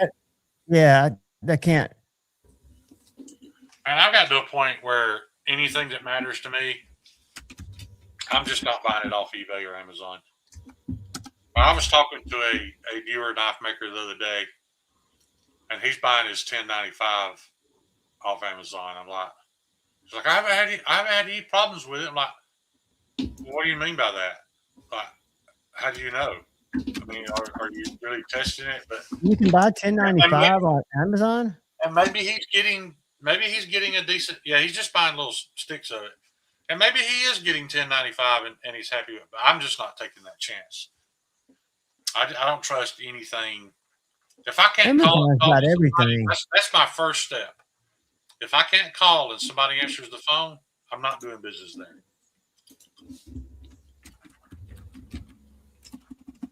Can you see that? Yeah. They've just got a bunch of it. I know. But I bet it's all made. And what's funny is all the handle material you see on there is all coming from it's just people who are being a middleman for USA Knife Maker. So they're buying a set of G10 scales for $7 from USA Knife Maker, and they're turning around and selling them on Amazon for $17. But people buy it because they don't know. Well, you know who buys most of the case knives at Knives and More? Resellers. About 70% are bought by resellers that then take them to WhatsApp. And I guess, I don't think we sell them super cheap. We sell them about what Blade HQ sells them for. But I guess there's a secondary market even for new ones. It blew me away that many, because I hate those people. I despise those people. If I were going to buy a case, I would buy it at Knives and More so I can handle it before I pay for it. But I'm not going to buy one because they're not for me. But that'd be the only thing about them is John opens every one and checks it. He'll send them back. What I was surprised at, we had 5 Benchmade Claymores come in the other day. You know, the Benchmade Claymore is automatic. 2 of them wouldn't open. Hey Gary, I just in the chat I just posted a link to the vitrified grinding wheels they have. That's their website. And if you want, I've got the guy's information. I can give you the contact information for the international account manager.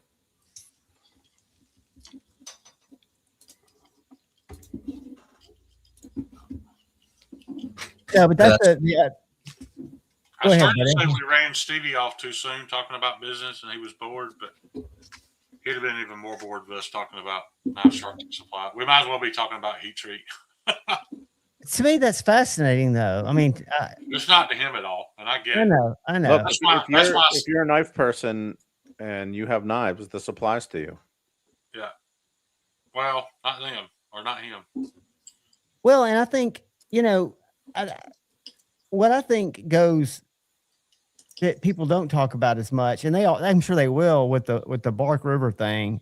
If it can happen to such a big company, I mean, how informed can we really feel that we are as consumers? And again, I agree with what you guys said about it. Applies here, John, because this was like, from what I understand, this only happened recently on some latter batches. I don't think people have had them.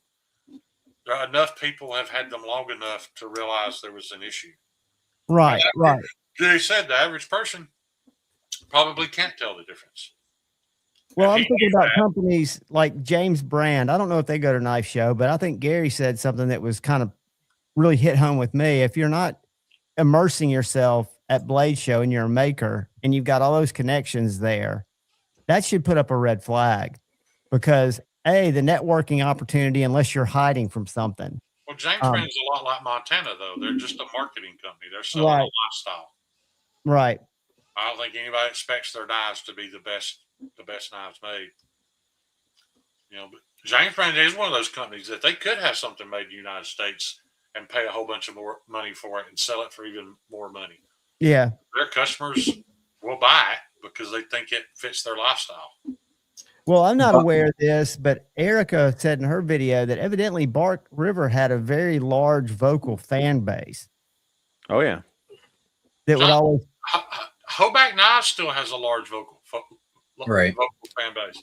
What they do? What did Hoback do? I'm getting my scandals mixed up here. Same thing. He had his knives made in China. Yeah.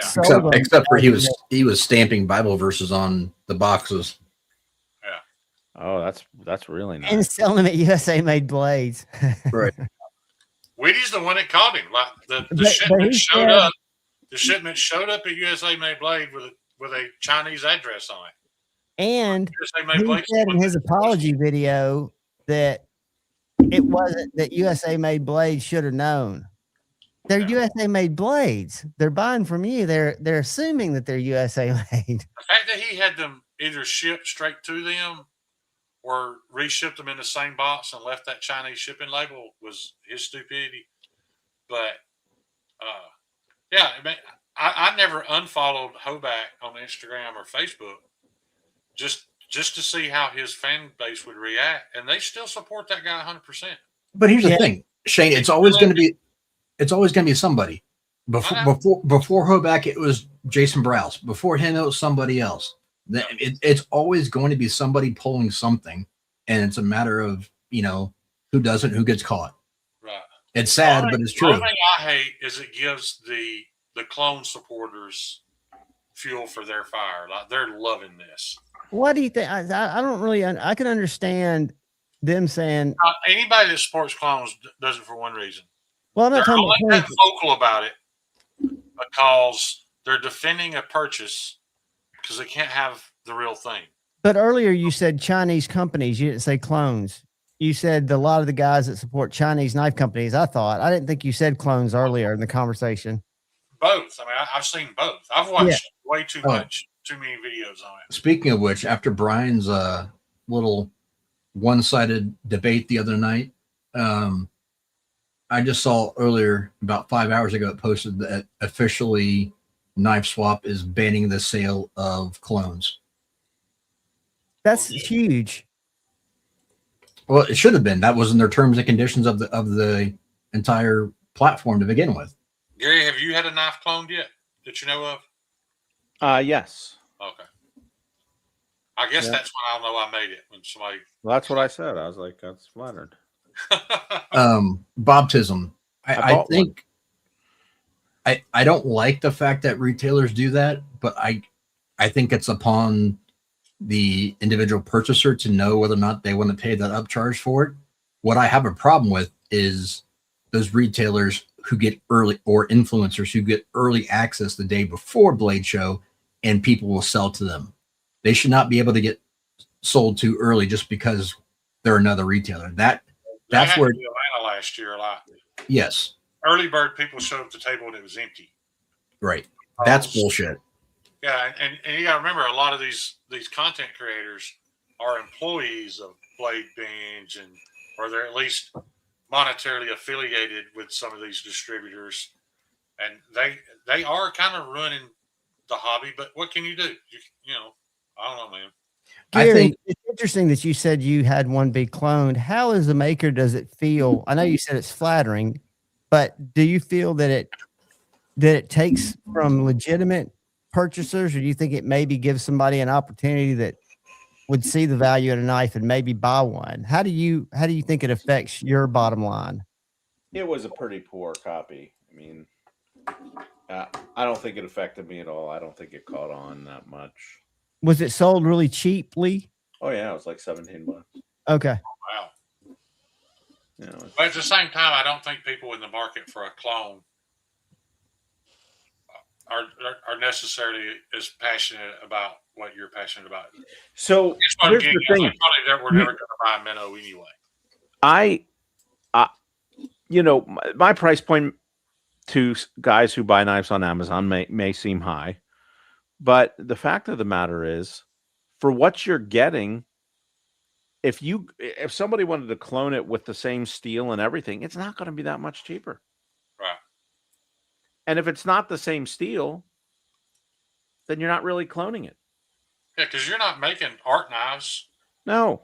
You know, your whole thing, like before I even met you, all I knew you were known for was, you know, making sure the heat treat was good and the geometry was good. That's all. Like, I've never heard Pete come on a video and talk about how bougie one of your knives looked, or look at these expensive handle materials. It was all about heat treat and performance. Yeah. Yeah. You know, it's cool that there are people out there doing both. You know, like, I'm sure when Brian Kim gets a full head of steam, you know, he's going to be making stuff in Damascus with awesome action, all that silly stuff that people care about, and a great heat treat and geometry. So it's cool that somebody's doing both, but I just I'm not positive, so I'm not going to go on the record and say this for certain. But I'm leaning towards, when I do make a folder, that it would have phosphor bronze washers, not bearings. I like washers. Why they're not? a lot more durable. Look, there is no Chinese knife in the world that you can claim has better action than a well-tuned Spyderco Manix on phosphor bronze washers. Even this is on phosphor bronze, and I polished them and I lubed them with a good, and you know, this is right. It's just, it doesn't get any. If it falls shut, it doesn't get any better than that. These are Skiff large washers. So this is my Mac 2, and it's running on phosphorus bronze washers. And they are not only more stable, the knife feels more solid than it did on bearings. Of course it is. It has more points of contact to hold that blade flush. And if you ever go to Steve Skiff's website, Skiff Made Blades, they've got a compatibility chart. And almost every knife that takes bearings, he makes a thick washer for it. And I've got some in my Civivi Baby Banter because I was doing some testing on it, and I kept the ones in my Civivi Baby Banter. Some knives don't feel as good with the washers, but I'm a big fan of phosphorus bronze washers. I put them in most of my hinderers. I'm a big fan of TRM. I wish I trusted myself enough to do regrinds because I would really like to grind a TRM just a bit more. Are they using bearings or? They're washers, except for on their river lock or their bar lock versions are bearings, but their Atom, their Neutron, their Gnome, Nerd are all little phosphorus bronze washers. Look like little Spyderco washers. Todd, I've never cared about the action on a cold steel. There may be some that have great action. That's just not something I check. It's not important to me on a cold steel. But then again, action is not that important to me. Even in a folder, like flipping and fidgety and all that, that is not my concern. My concern is one-hand operation. Yeah. So I can take it out of my pocket, use it, make your cut with one hand. Right. That's what I care about. Yeah. And that's why I don't typically own Striders. Because of my hands. I can't. I have to use both hands. I have to turn the knife around. Yeah, they don't work for me. But I'm glad they don't work for me because I don't have to worry about chasing $1,000 pocket knives. Hey, you want me to give you a little palate cleanse? Remember the kid I showed you that makes bally songs that made that big mace? Yeah. Wilfred? Yeah, you want to see what Wilfred just made? Yeah, I'm going to show you something real quick, a short video. Show the mace again, are you? Look at Brimley? this. Shane should have listened to Wilfred Brimley.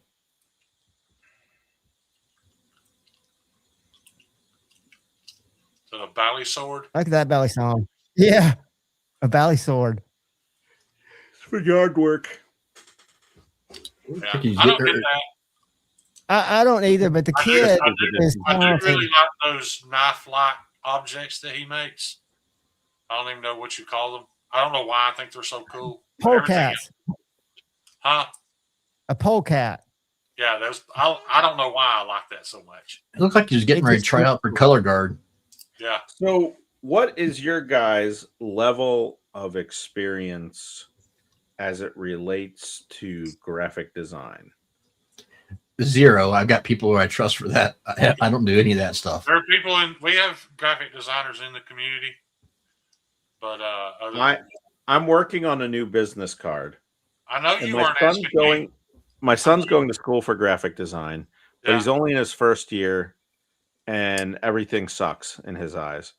Right. And so, like, I ask him, does that look good? Oh, it's stupid composition.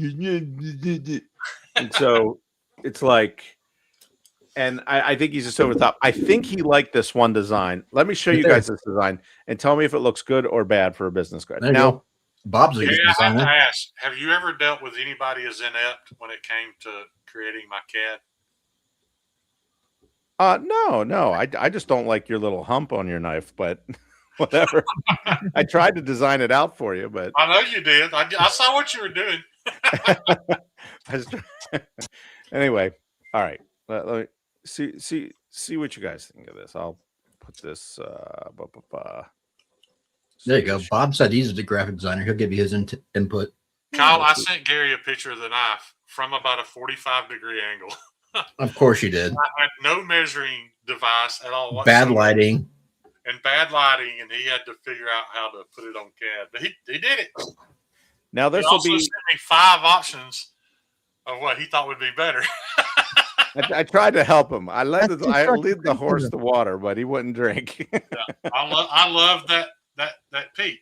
Elite Lurker got it. Look, he designed it after the hump in your neck. Yeah. But Bob Tism does graphic design. That's how he funds his knife habit. Okay.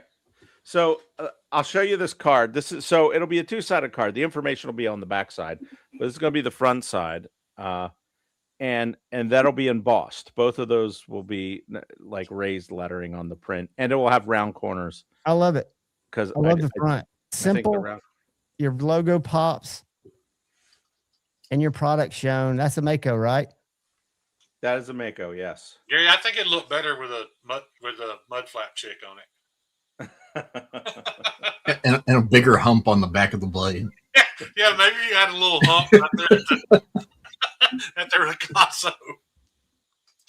Now, I think my son liked this one, but because he's a punk teenager, he can't, say he likes it. He's like, it's all right. He just doesn't have the self-confidence yet. My daughter was the same way. He's mad that you didn't use AI. Well, I had him design a couple, and they were too plain Jane and professional and did not communicate the brand enough. Right. Because this Nice, isn't Todd. just a business card to give to people, but this also goes in the box with, it needs no jimping. No jimping. That's funny, Todd. You can lead him to water, Todd, but you can't make him drink. Gary, for what it's worth, I'm not a designer. The only thing that I like the shadowed look of the knife and everything.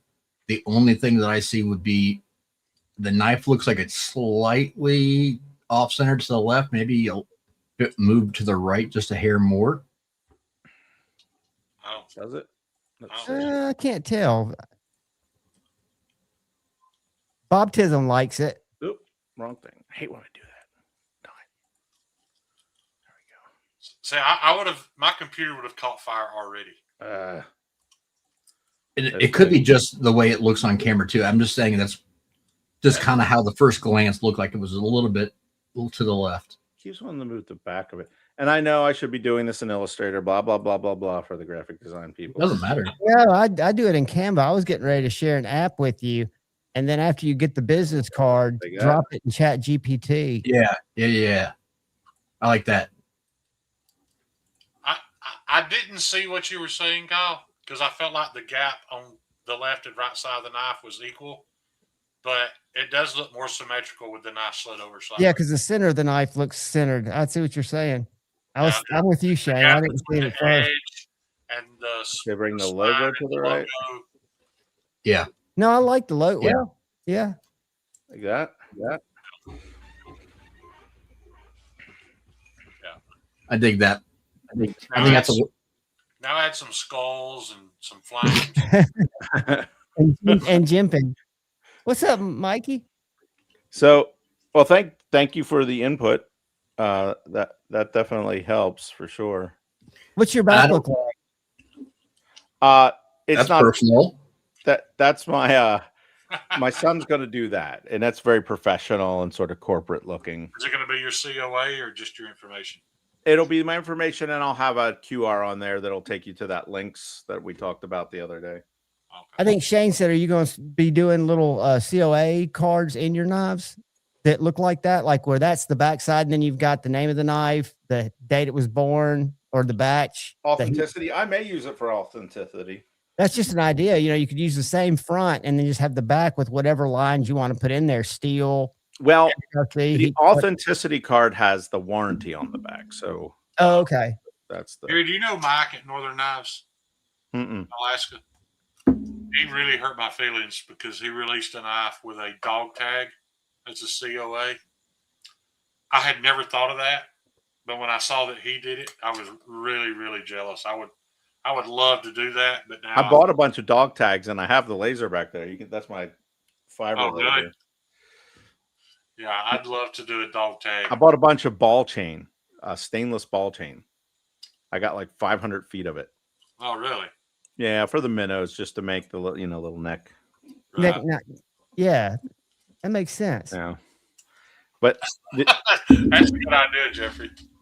You could do the Johnny Cash picture of him flipping off the camera, but add your face. That sells every T-shirt they printed on. yeah,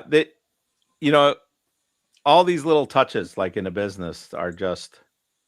Now, baptism, I would never sell a veteran's dog tag. I don't think that's right.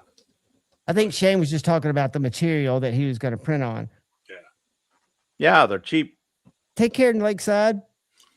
You're not actually supposed to sell a dog tag, a ribbon, a medal of any kind, but people do it. But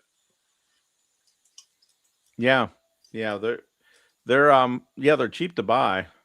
yeah, You can. And I'm you gonna can tell that laser to on. my county when they want me to register the dog.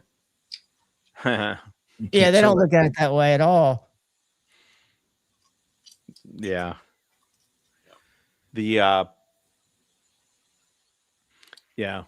So get this. I ordered cards. I had a different design of card. It wasn't a bad design either. It was all just, it was a one-sided card. And they came and they were actually a little thinner than I wanted. But I used the QR code, but I just went online and did some code generation thing and it worked. And it's like, okay, good. It works. Fair enough. I'm good to go. So I printed like 2,000 of these things out and they came and they were thin. I didn't love that. And it was like $80. So it's not like the end of the world. But then I checked the QR code and they were holding it for hostage unless I pay $300 a year for them to activate the QR code. How Like, crappy are you is kidding that? me? Read the fine print. I'm sure they got you. IO. That was who's .io is Croatia or something. I'll tell you, I had good luck with Vistaprint in the past. I've done a lot of business cards through them, and I've had good luck.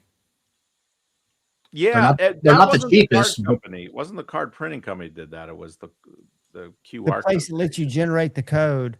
Yeah. Now, I think I will get these through Vistaprint because they do the embossed cards for a pretty good price. Right. I've done several. I've done personal business cards through there, and I've done corporate business cards through there, and I've had good luck with them. They do a lot of. The only thing that's annoying is they do all those try to upsell you on other stuff, but they do a lot of options that you don't get. John, Canva's, they own everything that you do though. So if you create, they own that. Right. But what I was going to say about Canva for somebody like me who's a creator is I created a business card on Canva using one of their templates, and I'm not a graphic designer.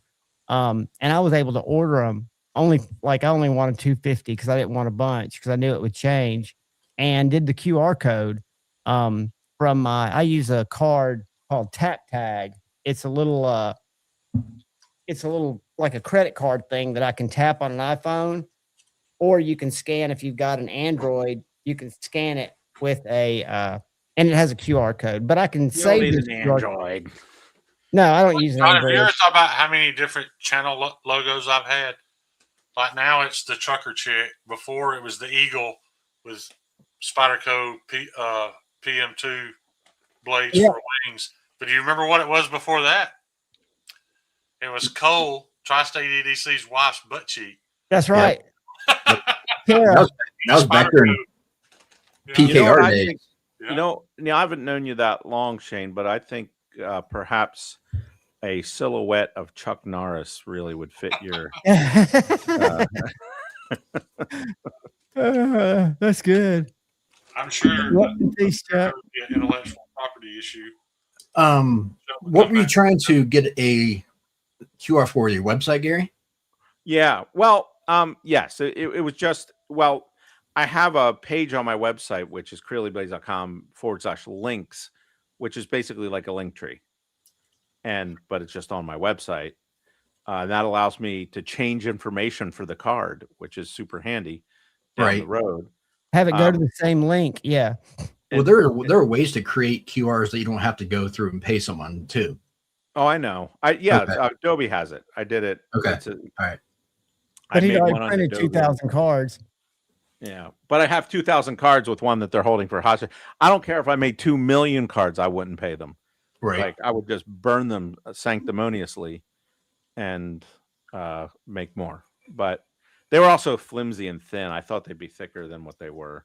So, Gary, I would have zero issue giving somebody a card and explaining to them that the QR code doesn't work. Because I think my people would completely understand. Actually, Gary, my customers would probably be scared to scan the QR code. Yeah, not knowing what they're going to get on their phone. There's no telling where this is going to take me. I'm not opening that. Although Shane went to that SOE party, I remember him reaching out. He's like, how do I get people to get to my Instagram? So I went to his Instagram, created a QR code, sent it to him. Like, here, just have people click on this. He just saved it to his pictures. I was amazed. I was mind blown. Like Kyle was a internet wizard that day that he instantly created me a QR code that I could share with people. That blew my mind that was 10 seconds.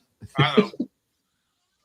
But I really need a website, but I wouldn't know how to create it or manage it or you just need a landing page. You don't have to go through the whole sales process. Yeah.